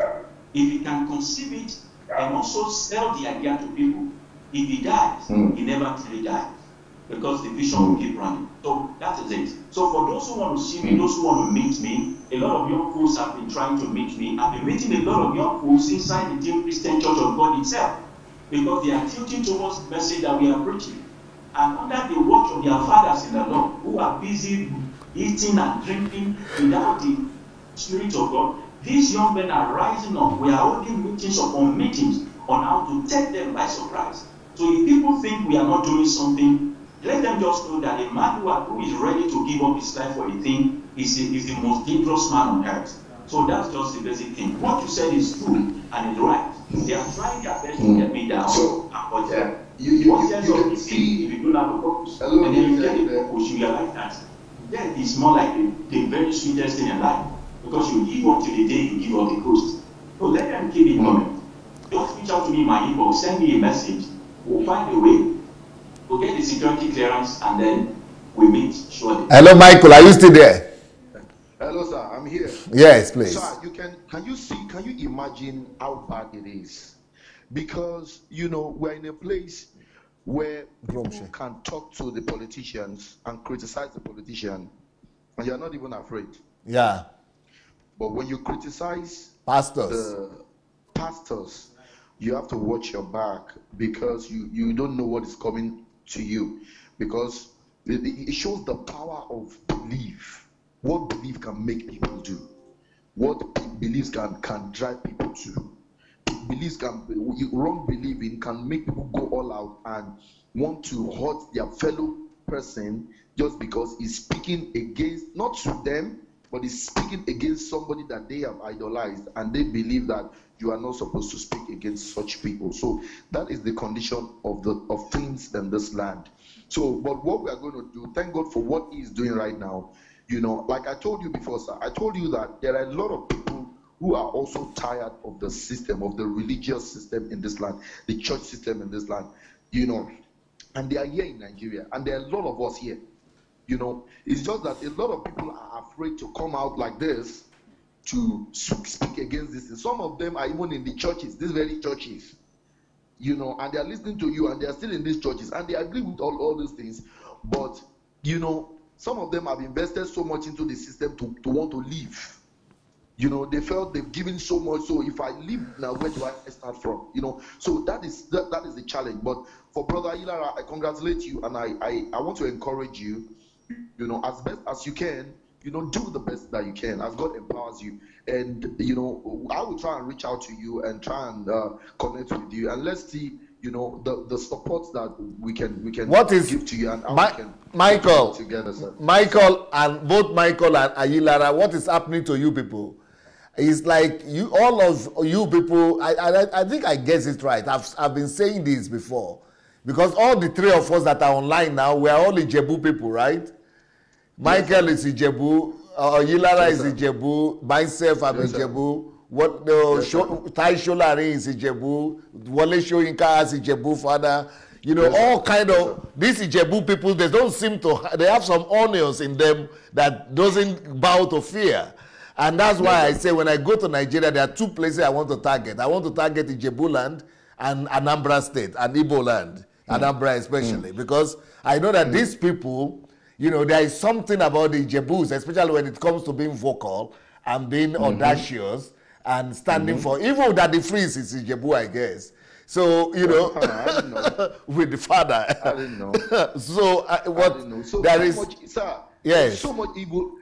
If you read and you follow the trend, the dome has been the trendy thing now. Everybody's just talking about it, and you hear all sort of comments, and you hear all sort of arguments, all sort of defense, and you will see that the majority are still in darkness. The majority still don't understand the function of the church. You realize that the majority don't even understand the Bible. They don't understand the purpose. Why should we go to church? What is the church supposed to do? What is the place of the church in the society? From the argument, you can just see that there's still so much darkness. There is a need for enlightenment. And I agree with Brother Ayilara when he talks about the system of the church here. There was a church he mentioned, Household of Love. I know the church very well. It's very close to my area. You know, it's very close to my area. So I know the church very well. And, you know, these people are the same. They are the same, you know, they are the same. So to the pastor of Household of Love, you coming out to expose RCCG is like, you know, that is like the power source of most of all these pastors. So if you come out and expose him and you belong to his own church, you know, it could one way or the other affect him. So he has to dissociate himself from you. And that's why they will call you and tell you not to come back to church. Because even though you are not talking about their own church, or you have touched somebody that they idolize, you have touched a system that they idolize, a system that they want to be like. Every church in Nigeria wants to grow in number like Redeem, and wants to be able to gather crowd in millions in camps like the way they do. So if you come out of that system and you begin to talk to that system, you are going to be in trouble, and that is why you are getting what you are getting. So, but the truth of the matter is, when you realize the kind of messages we preach and the system of church we operate in this country is a system that wants to encourage you to come back to church. You know, it's not a system that wants to send you to the world. You know, we believe that your empowerment is you coming to the church, not in you going to the world. We don't believe in going to the world to reach out to the world. We believe that we are doing kingdom work when we gather in the place. So when somebody comes out like you and begin to talk about all those things, the person is seen as somebody who has lost his mind. And most of all these things that you are saying, Brother Ayilara, even though a lot of people listening to this program who are part of the system, even though they know what you are saying is the truth, and they can attest to what you are saying that it is the truth, they will still rather be there, because there is something that has been planted in the air. It's like, you know, you cannot, there are some laws that you cannot cut. Some people are ready to cut the losses and just go out and say, okay, you know what, whatever I've invested or has gone into the system, let it go with it. Let me start afresh. But some people are not ready to cut the loss, because where are they going to start from? Where do they start from? So that is the problem. So, but we will not stop speaking the truth. We will continue to say the truth. We will continue to tell people they have a right to do whatever they are doing, but we also have the right to say the truth to as many that will listen. We'll continue to say the truth. And I believe that the hour is now. I believe prophetically that whatever is happening now is not a coincidence. It is not a coincidence that a lot of people are beginning to come out right now and are beginning to talk. This couldn't have happened a year ago. It couldn't have happened 2 years ago. There is something significant about this hour when it comes to the judgment that is coming to the church of Nigeria. If they refuse to take their place in the society, the judgment must always start from the church. When God wants to judge, he has to start from his church first. And I believe that that judgment is what is happening right now. And before the judgments come, there will always be the prophetic. There will always be a prophet. There will always be the blowing of the trumpet, where people will come out and start saying it loud and say, this thing is wrong. Just like John the Baptist, repent. You will keep saying it, and you will keep saying it, and people will not listen. Then, after the people have not listened, then the judgment will come. And so, it is not going to be a new thing, just like Brother Raphael has said. All these buildings that have not built people, that have not been, that are not interested in building nations, will end up becoming an industrialized place, because the judgment of God will come, and these people will be irrelevant. These people will be so irrelevant. You know, I'm just saying that when the truth hits the ground, and these people that are making merchant of the church, when they lose ground, the people they are milking will leave. When the people leave and they don't have enough money to build some of these things again, they will run out of business. And so the target might not even just be the leaders, but even the people, the gullible ones, when they begin to come to light and God begins to expose all this evil, we will see that things will begin to turn around in this country. So I really encourage what you're doing. I encourage what is happening there. And I say that God will strengthen you. I'm going to connect with Brother Ayilara one way or the other, and then we'll see what we can do from there. Beautiful. Thank you, sir. Thank you so much, Michael. Thank you. Thank you, sir. Yeah, you should continue your thoughts, sir. All right. So I'd like to use the opportunity to call on as many Nigerians, young folks, elderly folks who are tired of the system. If there's a way we can meet and hold meetings to actually prepare the ways for someone like you with your mandate of coming to Nigeria and keep the ball rolling, because this is not something we hide in the secret to say anymore. It's something we have to go to the street to actually let people know. See, some people think that, okay, the politics have to take the part of reformation of the country, but we have to let them know that the problem is the people's problem. Not only church problem, not only Islamic problem, not only governmental problem, it is the people's problem. When we begin to send forth messages to their orientation, to their mentality, then they begin to choose the right people in governance. And watch this, sir. The Lord moved me to make a prophecy last year. Just a minute. Just a minute. Before you gave the prophecy, let's hear what somebody is calling to say. Hello? Hello, DSA. Yes, sir. Who is calling from where, sir? This is Isaac from Texas. Yes, sir. How are you, sir? Fine, God bless you, sir. Just a message, a word for our brother today, Pastor Ayilara. Well, what he mentioned about security actually sent some jilters into my heart, that why would people go to that length for people who are spreading the truth of God? This is the truth. Why wouldn't people accept the truth?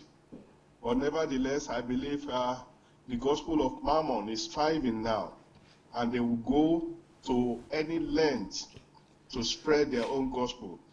But I am just to encourage you that you should keep on keeping on. The Lord will be with you. The Lord will go with you. The Lord will go before you and behind you. He will make a wall of defense around you, and nothing that the enemy will be planning will ever succeed. So keep on keeping on.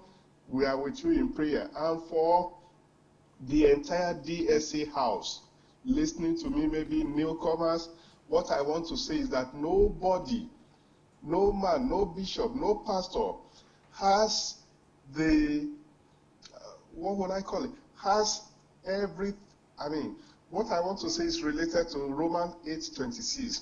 It says we do not know how to pray. It is also the same with all these pastors, except those using occultic powers. But soon as we begin to pray, the Spirit takes over. The Spirit, with groaning, it searches, it knows our heart, and it prays for us. So everybody, I will be just a little to read it if you want. It says, the Spirit And the Holy Spirit help us in our weakness. For example, we don't know what God wants us to pray for, but the Holy Spirit pray for us with groanings that cannot be expressed. So the Holy Spirit, by the special grace of God, is going to work, is going to secure you in everything you do in Jesus' name. And for those listening to me, this is an opportunity. Our papas, our fathers, our mama, whatever they call their names, they don't have the unique power of God. The same power is given unto you, because Jesus himself said that whosoever believeth in him, the work that he did, and even much more.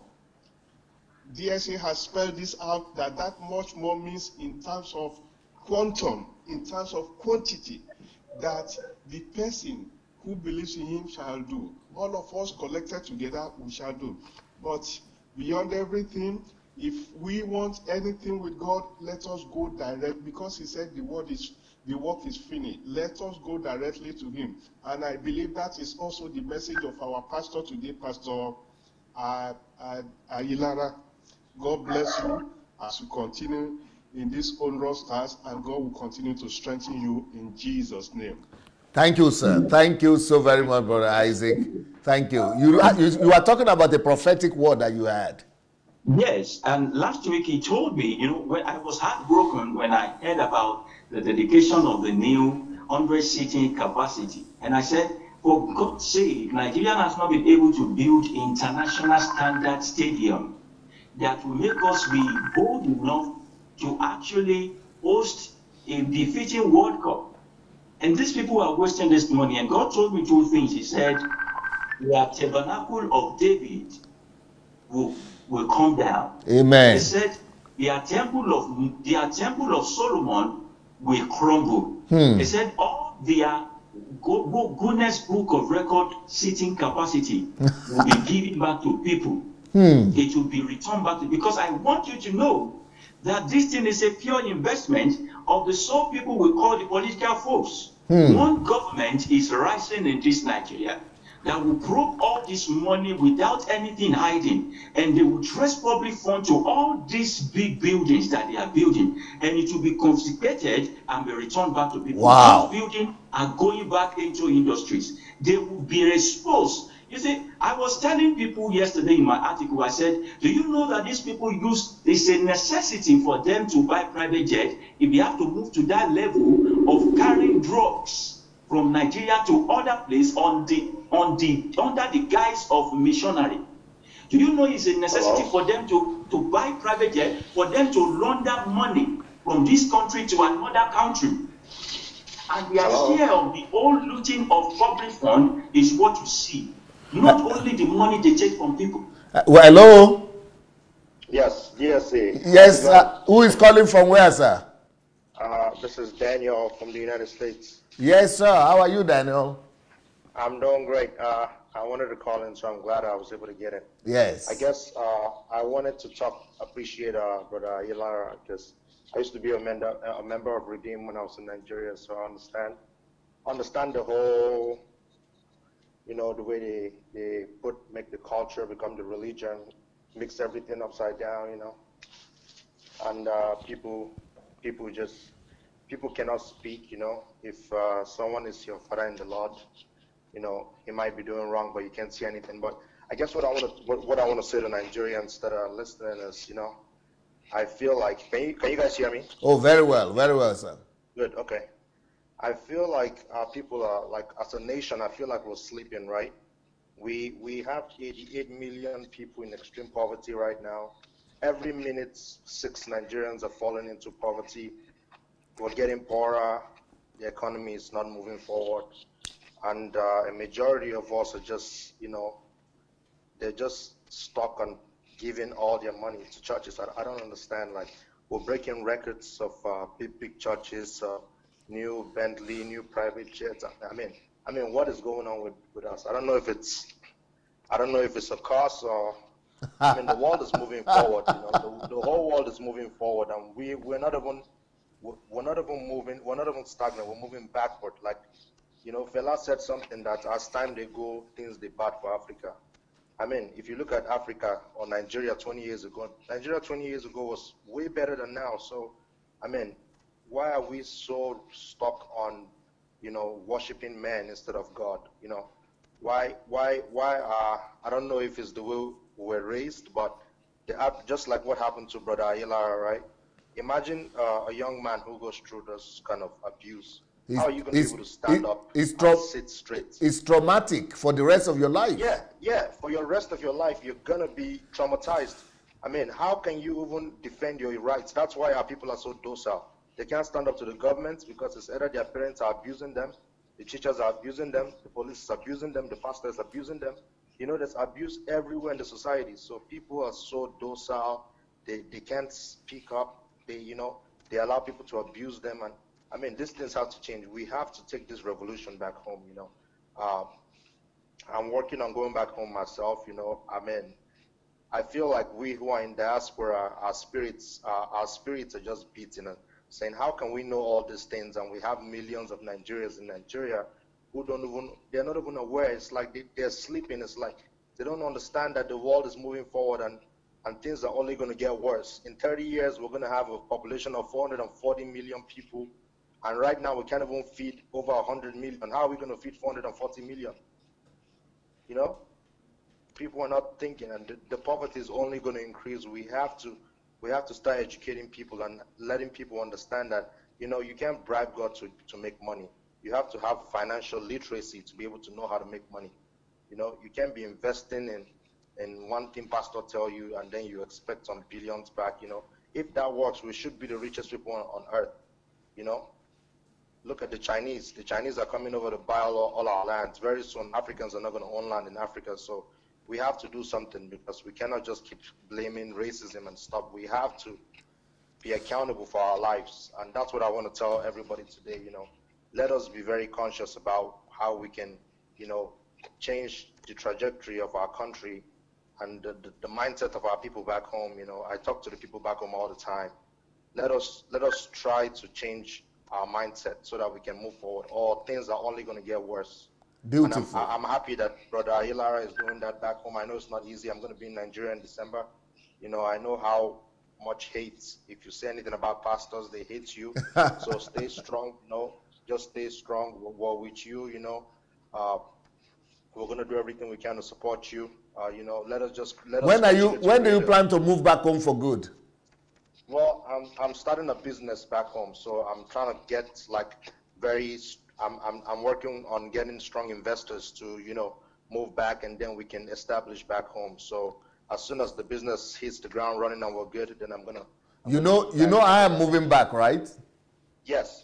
So okay. That's why I said we need to create a community, whether on social media, maybe a WhatsApp group or something. We have to have a community. Okay. Because that is how. Even in the United States, that is how fraternities became very powerful in this country. Excellent. We need to have a community of like-minded people that would think for that country. We need to have critical thinkers that are working all around that country to change that country, so that things can change. Or else, I mean, it's disaster if we don't do something right now. So let us all keep together. Let us continue to, you know, meet either online or share ideas. You know, we need to do something to save our nation, or else, you know, I mean, we all know what's going to happen according to the statistics. Brilliant, sir. I appreciate everyone. I love you guys. You know, I'm going to keep listening, but let us stay conscious. And beautiful. Let us fight for our nation. Good job. Good job. Thank you, sir. Yes. We're hearing you, Ayilara. All right, so let me just run through these visions of outreach, the outreach visions that I listed. The number 3 thing, you know, I've spoken about making a lot of branded souvenirs that carries all these messages. And I also said that if we can get a 5-minute radio and TV presentation from all these TV stations to just maybe play out a jingles or something, or even speak briefly on radio and all that. Sorry, Ayilara. Hello? Hello, sir. Yes, sir. Who is calling from where, sir? This is Brother Charles calling from the United States. Yes, Brother Charles. You had a great talk the other time. Yes, sir. I'm going to keep it very brief. I want to commend Brother Ayilara on his courage and the strength to continue to challenge the authorities. The Yoruba says, "Owo ni keke inyeri." Owo ni? Meaning that owo ni keke fun inyeri. Okay, what is ileri again? Inyeri, gospel. Okay, gospel, right? Yeah. Yes. We can talk from here to Alabama, but if we don't put our money where our mouth is, yes, we can't go anywhere. Yeah. I've been reading the thread since you started this broadcast.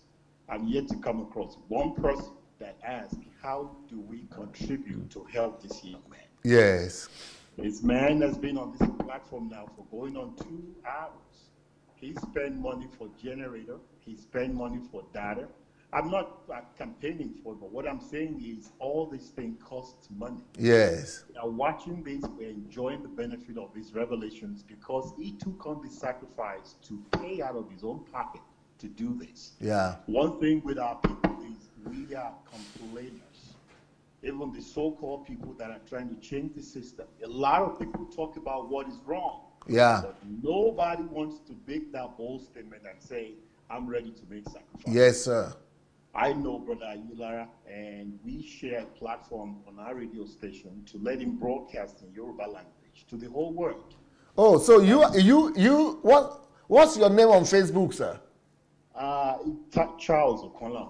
Charles, okay. Because you need to write me or something, because there is somebody that wanted to do something on Yoruba language, and I need to connect you people together. Yes, yes.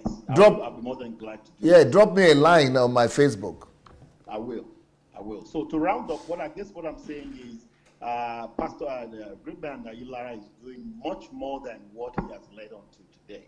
I'm aware of a program where he sponsored a child from primary 2 through secondary school. The young child is enrolled in secondary school now. And great other programs like that he's doing. They have a program called Equilibrium where they collect stuff that people consider trash in their houses. They recycle this stuff, a lot of other things, but all these things cost money. I only appeal to people, please do whatever you can do. Go to the GoFundMe page. Don't let us be whiners alone, because I'm sorry to use that word. A lot of people go on Dr. Sunday's platform. They like what he does. They enjoy what he does. Dr. Sunday spends money. Am I lying, sir? No, you are right, sir. A lot of these things cost money. Don't let us just say we are behind. Yoruba will say,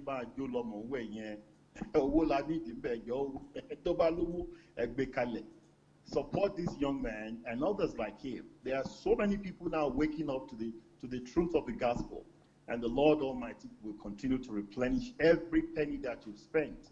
The platform that Dr. Sunday Adelaja has opened up to every people is opening doors, and very, very soon, these folks that we're trying to change, they either leave the town or they go under. God bless you, sirs. You are so smart. Thank you, sir. Thank you so much. Mr. Brother or Pastor Ayilara, I know that you also teach Yoruba language, right? Yes, I do. Yeah. I forgot to mention this station where Mr. Charles Okonla is calling from. I preach on that station every Tuesday. Oh. Every Tuesday, 6 a.m. Eastern Time in America, and I preach in Yoruba language. Wow. And there are other stations I try to connect also. There's a particular one that actually is bringing me on board in Germany. The guys just came to Nigeria. They just went back to Germany now. Still on the issue of the gospel. We just try to connect using data, spreading the news all across. So it's not limited to Facebook alone. Wow. And most of those programs that we do, like Equilibrium, you mentioned, the sponsorship of the children to schools and all of that, I forgot about them totally, because the vision kept coming, overwhelming, and thank God that... I've got to invite you back. Can you please write that we need to continue the conversation with Ayilara. He needs to come back to tell us what he's doing. Hello? Hello? Yes, sir. Who is calling from where, sir? Can you speak louder? Pastor Sunday, it's me, Felix Omori. I'm calling from Italy. Yes, Brother Felix. Yeah. Yeah, I actually want to commend the great work you're doing, and I want to commend my brother Ayilara for his good work. And I pray that God is going to give him, the wisdom to carry on. Amen. But I just want to share some few things that I've also seen. Last year, November, I was in Rome. I went on a conference, and this conference was organized by a kind of an association, a Christian movement that has been on for about 100 years. So, and when they came to Italy, one of their representatives in Africa was from Nigeria. And when the guy came to Italy, he was there alone. I was the only African, the only Nigerian person that was there. And he was trying to translate, to speak, and nobody was hearing what he was saying. I came out and I was translating. So there he now asked me, "Are you a Nigerian?" I said, "Yes." And he was so glad. And he told me, "Why is it that Nigerians, wherever they go, they just like doing their own thing, a tribal thing. They don't mix up with people." I said, "Well, that is how they live." I was once like them, but I came out when I came in contact actually with Pastor Sunday's message. So it goes on that the program held in Rome, I went there. I was the only Nigerian that was there. This other guy that I met another Nigerian that came later, and the guy came from Poland. I said, "Are you a Nigerian?" He said, "Yes." So we started interacting. I was happy that I found a Nigerian at last, because it's very strange. Things like this happening in Europe. You can't find Nigerian people there. They don't mingle with other people. They just want to do their own thing. And I've invited a lot of pastors, maybe where there are Italians or other nationals, where they are holding their conferences. I said, you people should mix up with these people so that you have changes in ideas, whatever you want to do. They don't want to do. So I met this guy, and this guy was talking to me, and he said, "The way you sound is like you used to listen to Pastor Sunday." I said, "Yes, Pastor Sunday. I've been watching Pastor Sunday for a very long time." And the guy said, "Wow, I thought I'm the only person that is different, because people used to say he is different." The guy now told me that he was once a member of Redeem, that he was running a church of Redeem, one of the Redeem branch, that something happened that he said he can no longer move on with these people because they always ask for a percentage from him. And he said, people in the church, they don't even have jobs. So he decided to quit. This guy told me that they were sending letter of threat to him. Wow. And I was he said they were sending letter of threat to him. And I was so surprised. And I asked him, so does that mean everyone there, even those pastors there, those in Nigeria, they don't know the truth? He said it was only one man that called him. And the man said, look, not that we don't know what is going on in Nigeria. He said, but what are we going to do? We are old. We don't have anything to do. That if we should live there, what are we going to do? So I was so surprised, and I felt so very, very bad. This year, August, the church that I attend here, the pastor is an African. He's from Mauritius. He's all of Mauritius. But he do everything with Italians. You see him. He's in every sphere of life in Italy. So I used to move. When a lot of Nigerians used to see me like, they not see me as a rebel.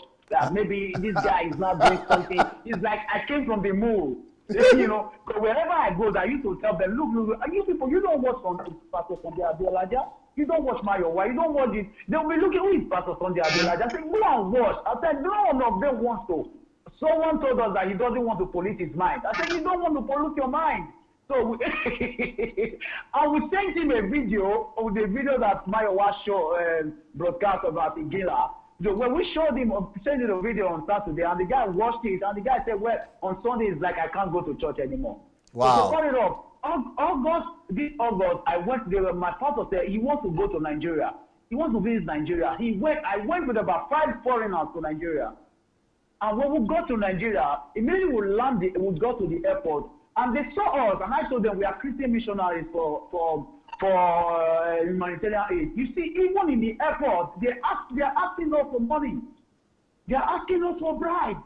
Before we went to Benin City. Before we could get to Benin City, it was a hell for us.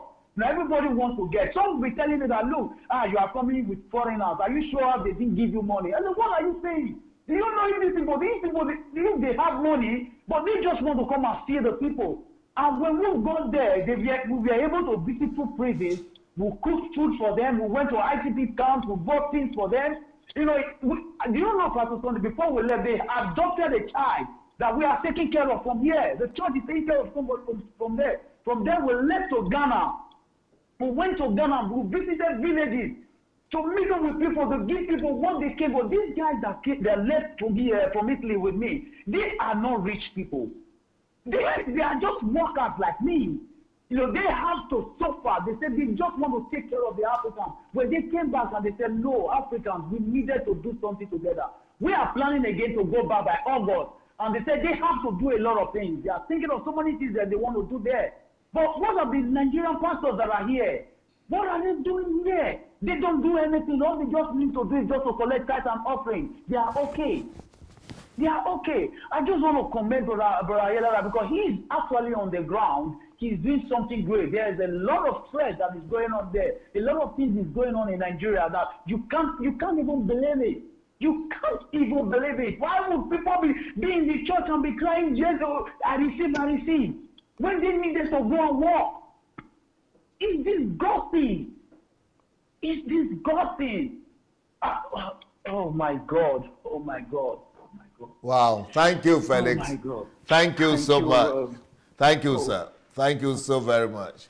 Yeah, I've heard that many times before that there are squads, killing squads in almost every major big church in Nigeria. All of them have killing squads.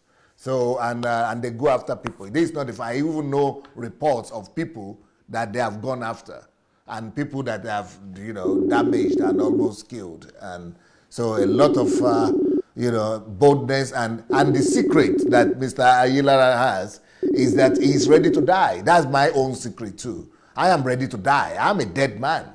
Hello? Hello, sir. Hello, sir. Yes, sir. Who is calling from where? My name is Kevin. I'm calling from Sweden. Stephen. Kevin. Ah, Kevin. Yes. How are you, Kevin? I'm fine, sir. How are you? Well, you know, this is a tough topic today. I know. And how is Ayilara? Yes, he's a great man. Great man. Yeah, I've been following every one of you. And okay. I just want to contribute. I want to say, first of all, Nigeria has a long way to go. Nigeria has a long way to go. We have to fight these people because people have manipulated the Nigerians. You know, they have taken advantage of the Nigerian citizen of Nigerians. Most people that don't read their Bible, the ones that don't know. If you call many youth now, Nigerian youth, you call them and ask them to define religion. They don't know what religion is. They think going to church is all about just being blessed. When you go to church, you get blessing. You know, I want to give an example. I was watching I don't know if it's a testimony or it's the pastor of Seas Road. I don't know. But somebody sent me a video of this particular pastor, this man, this yellow man, this Igbo man. You know, Okafor. Yeah, Okafor. Thank you very much. Somebody sent me a video of him. You know, when I watched the video was all about him seeing the road of somebody who they have given a France visa, and then the girlfriend hid the passport, and the visa was going to expire in 2 days' time. You know, and he was able to tell the boy where the passport was. And, you know, people, and the thing that baffled me in that stuff was that people that were in the church were jubilating, like they were jubilating as if what this man is saying is true, because I never believed what he was saying. I just saw that it was a plan work. You understand me? Yeah. And it baffled me. It went to this father. They started dropping money at the altar. And I started asking myself, why are they dropping money at this altar? What is their reason? For them to get the same blessing that boy is, for them to get the same, I don't understand their reason for dropping money at that altar, at that moment when this guy was saying all these things. You know? And then I was speaking with one of my friends in America, and he was telling me that he had a pastor in Nigeria. You know, the pastor is a very nice guy. The guy sees road, even to the extent that the guy has saying that Atiku is going to be the next president. And I asked him, what does religion get to do with politicians? Yeah. What connection do they have? That now the man is saying that the same way that TB Joshua saw that Clinton was going to win, and at the end of the day, he had to change the story. That these people are just manipulating Nigerians to the extent that Nigerians don't want to wake up. Here in Sweden, where I am, there's a church. There's a lot of church. In fact, every community has church. But do you know that Swedish citizens don't even go to church? It's very few of them. It's even the old ones that goes to church. Now it's even our people that are going to rent those church, and they are making use of it. Do you understand me?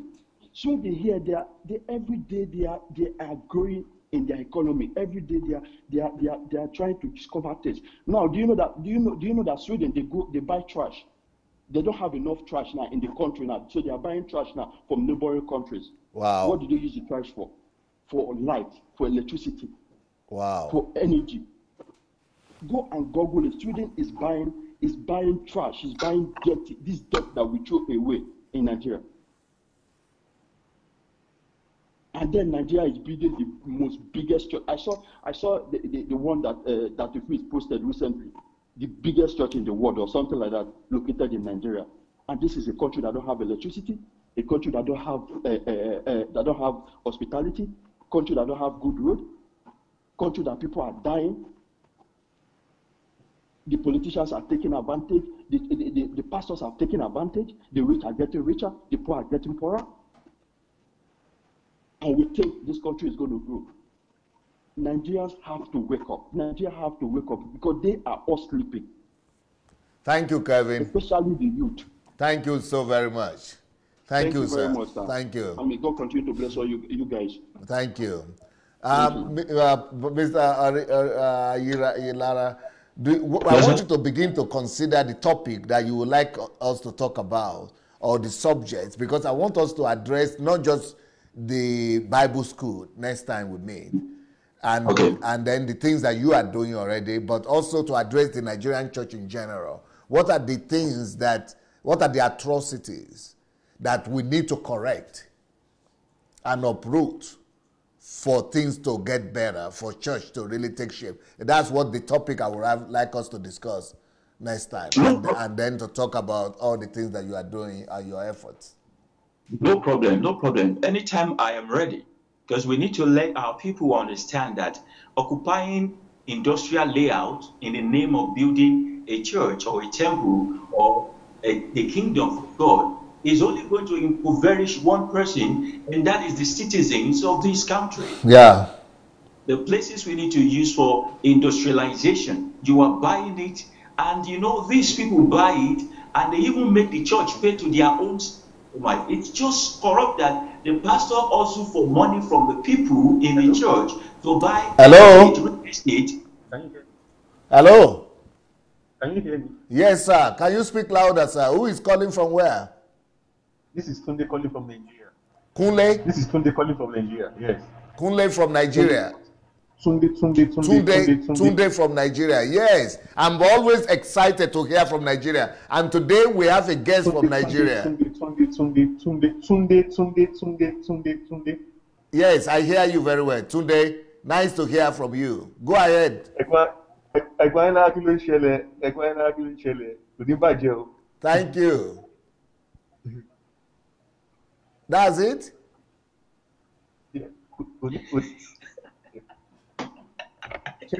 you hear me now? Yes, we hear you very well. We hear you very well. Only you must put off your Facebook. Don't talk. You have to remove your Facebook sound. You make your sound low so that you could hear me from the... Yes, we're hearing you, sir.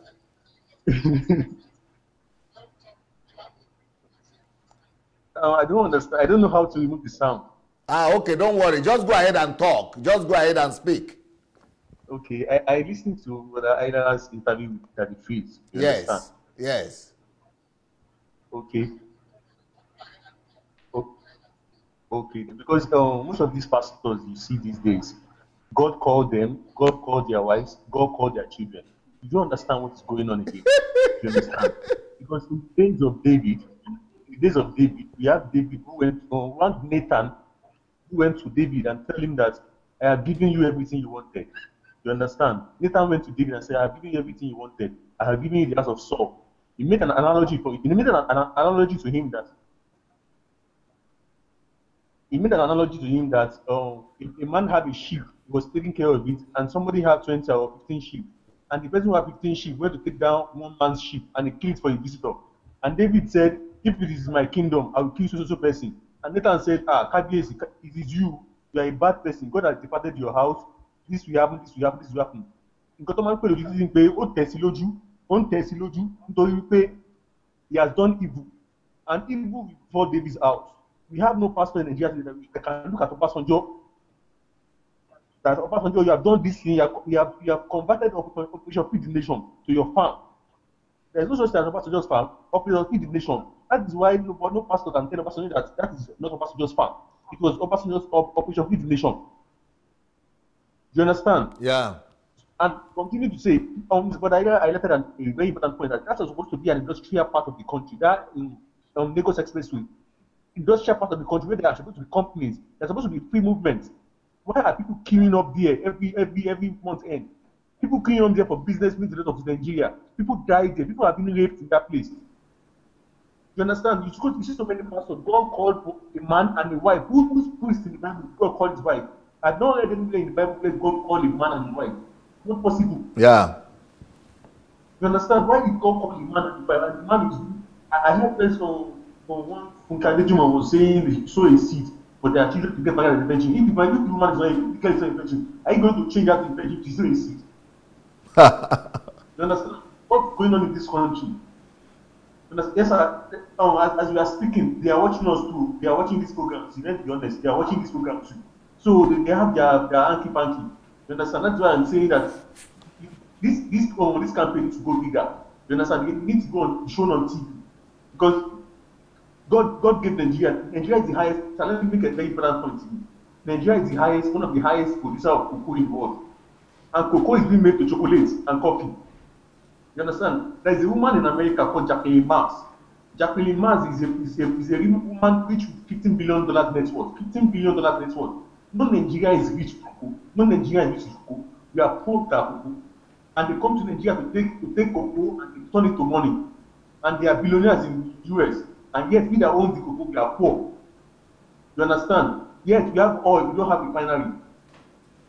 The question is it this pastor that put this oil and the cocoa there? No, it is God that put it there for us. They are now they are brainwashing us.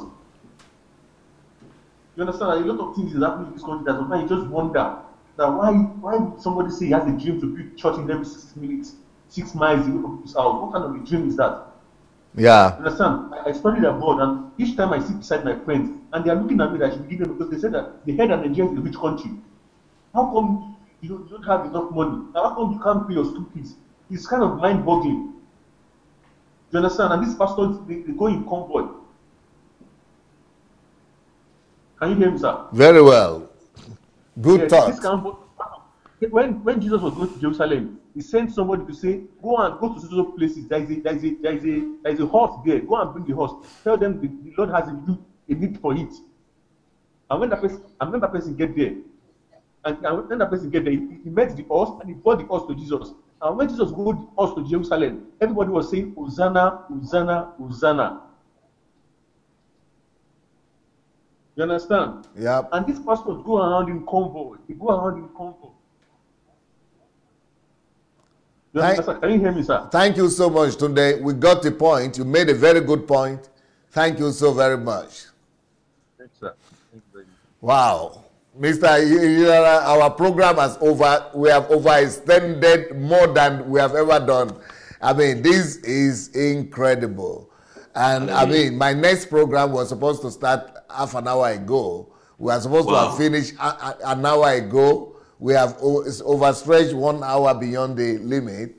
And so we have to get you back by all means. You have to come back. Yes, you have to come back. We need to discuss, and we need to do at least 2 more programs with you, because I want to do one program just about all the projects that you are doing and your activities. And then we'll also another one about just these general things that are wrong with Nigerian churches. And I'm sure you will not be able to find a church anymore in Nigeria now. Almost. Yeah, they actually they got my face marked. So when I enter their midst, it's a trouble. They don't even want me. I can't even walk on the street freely, not to talk of entering their church. Wow. So it's pretty much like I fellowship with the brethren online every Sunday. We normally meet every Wednesday, 8 p.m. We pray together for strength to finish our race, Christian race. We pray for our children unborn. the ones that are born. We also pray for these religious leaders every Wednesday, 8 p.m. on my Facebook platform. And then on Sunday, 3 p.m. Nigerian time, I teach folks who care to listen about the truth of the Word of God, the love of Christ, and how to live a life of practical Christianity.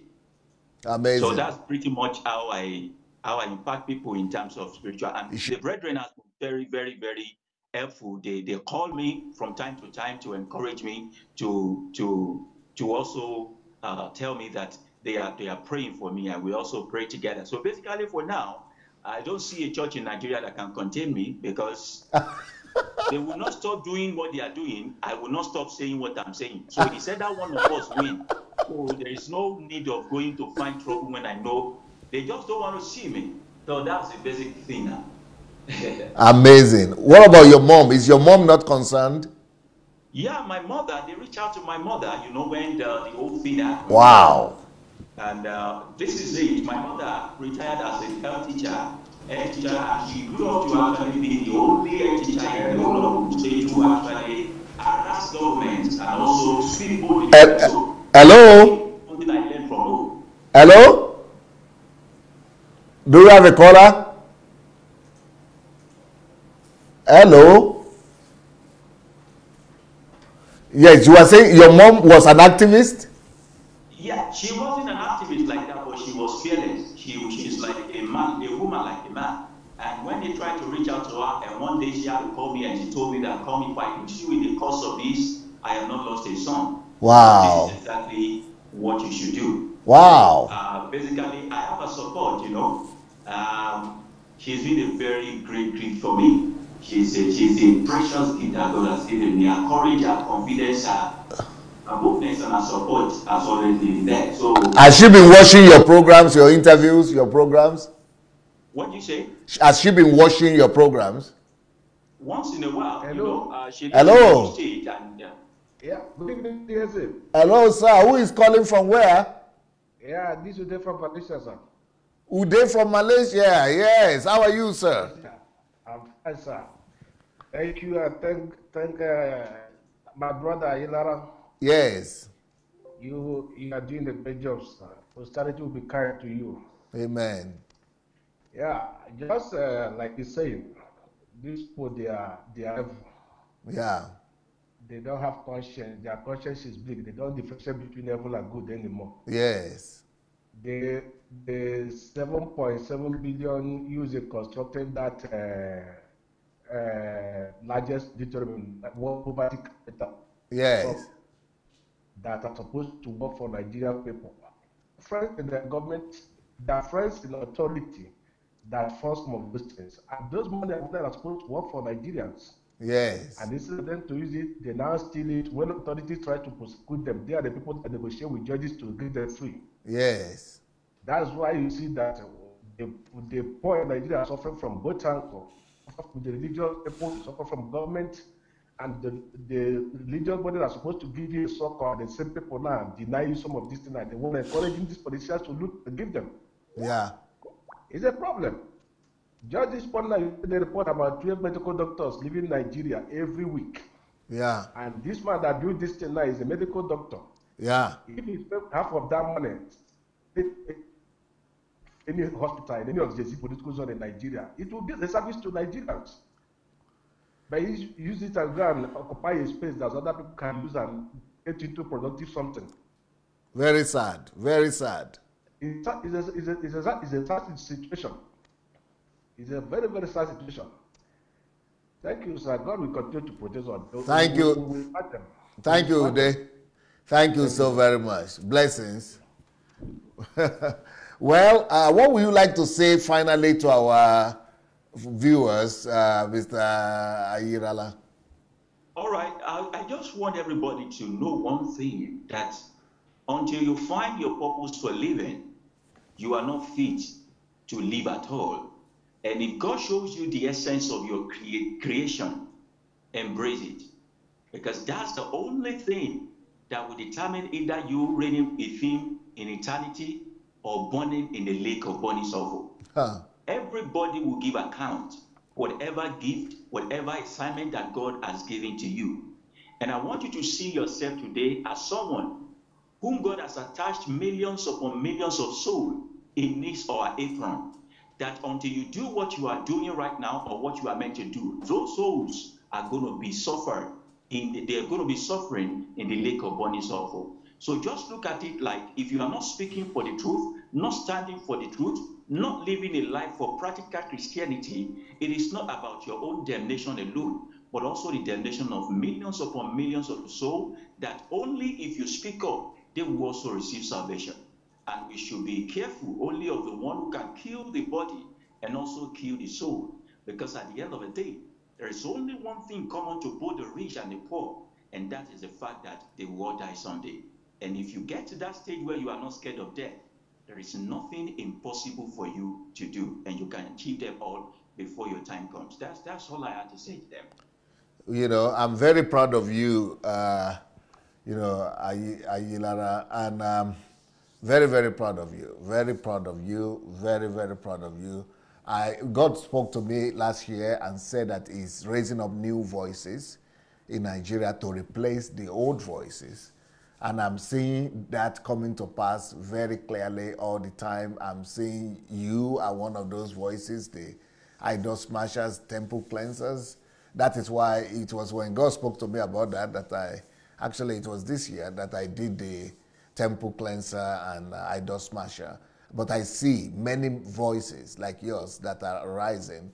But you people are on the ground. You, that the Freeze and Johnson, Evangelist Johnson, all of you that are on the ground, is a great, great boldness that it takes. And I want to really encourage all of you and say kudos to you. And, you know, but, you know, help is coming. Help is coming beyond anything you could imagine. The help that is coming is going to surpass your wildest dream. We are going to cleanse the temple. We are going to smash the idols. We are going to get our nation back. We are going to make God proud. Jesus will stand up tall in our society again. We will make his voice to be heard again. Truth will fill our streets again. And our people will receive deliverance. You see, right now, they could valorize us, or, you know, incriminate us, and call us all kind of names, and demonize us, criminalize us, and, you know, incriminate us, anything they want to do. But a time, very soon, very, very soon, very, very soon, a tsunami is coming. Tsunami of God's visitation, God's movement, heavy, in a way Nigeria has never seen it before. True Christianity will be revealed. And our whole country and continent, it will be something that they will all witness to, that, we have never seen it like this before. Deliverance is coming, my countrymen, my land, my Nigeria. Deliverance is coming. And God is not a mistake. God didn't make a mistake. God has sent me out for 30 years to prepare me, like with Jesus was prepared for 30 years. And in the wilderness of communism, I've fought all kinds of demons. I've fought principalities and powers. I've fought communism. I've fought atheism. I've fought, you know,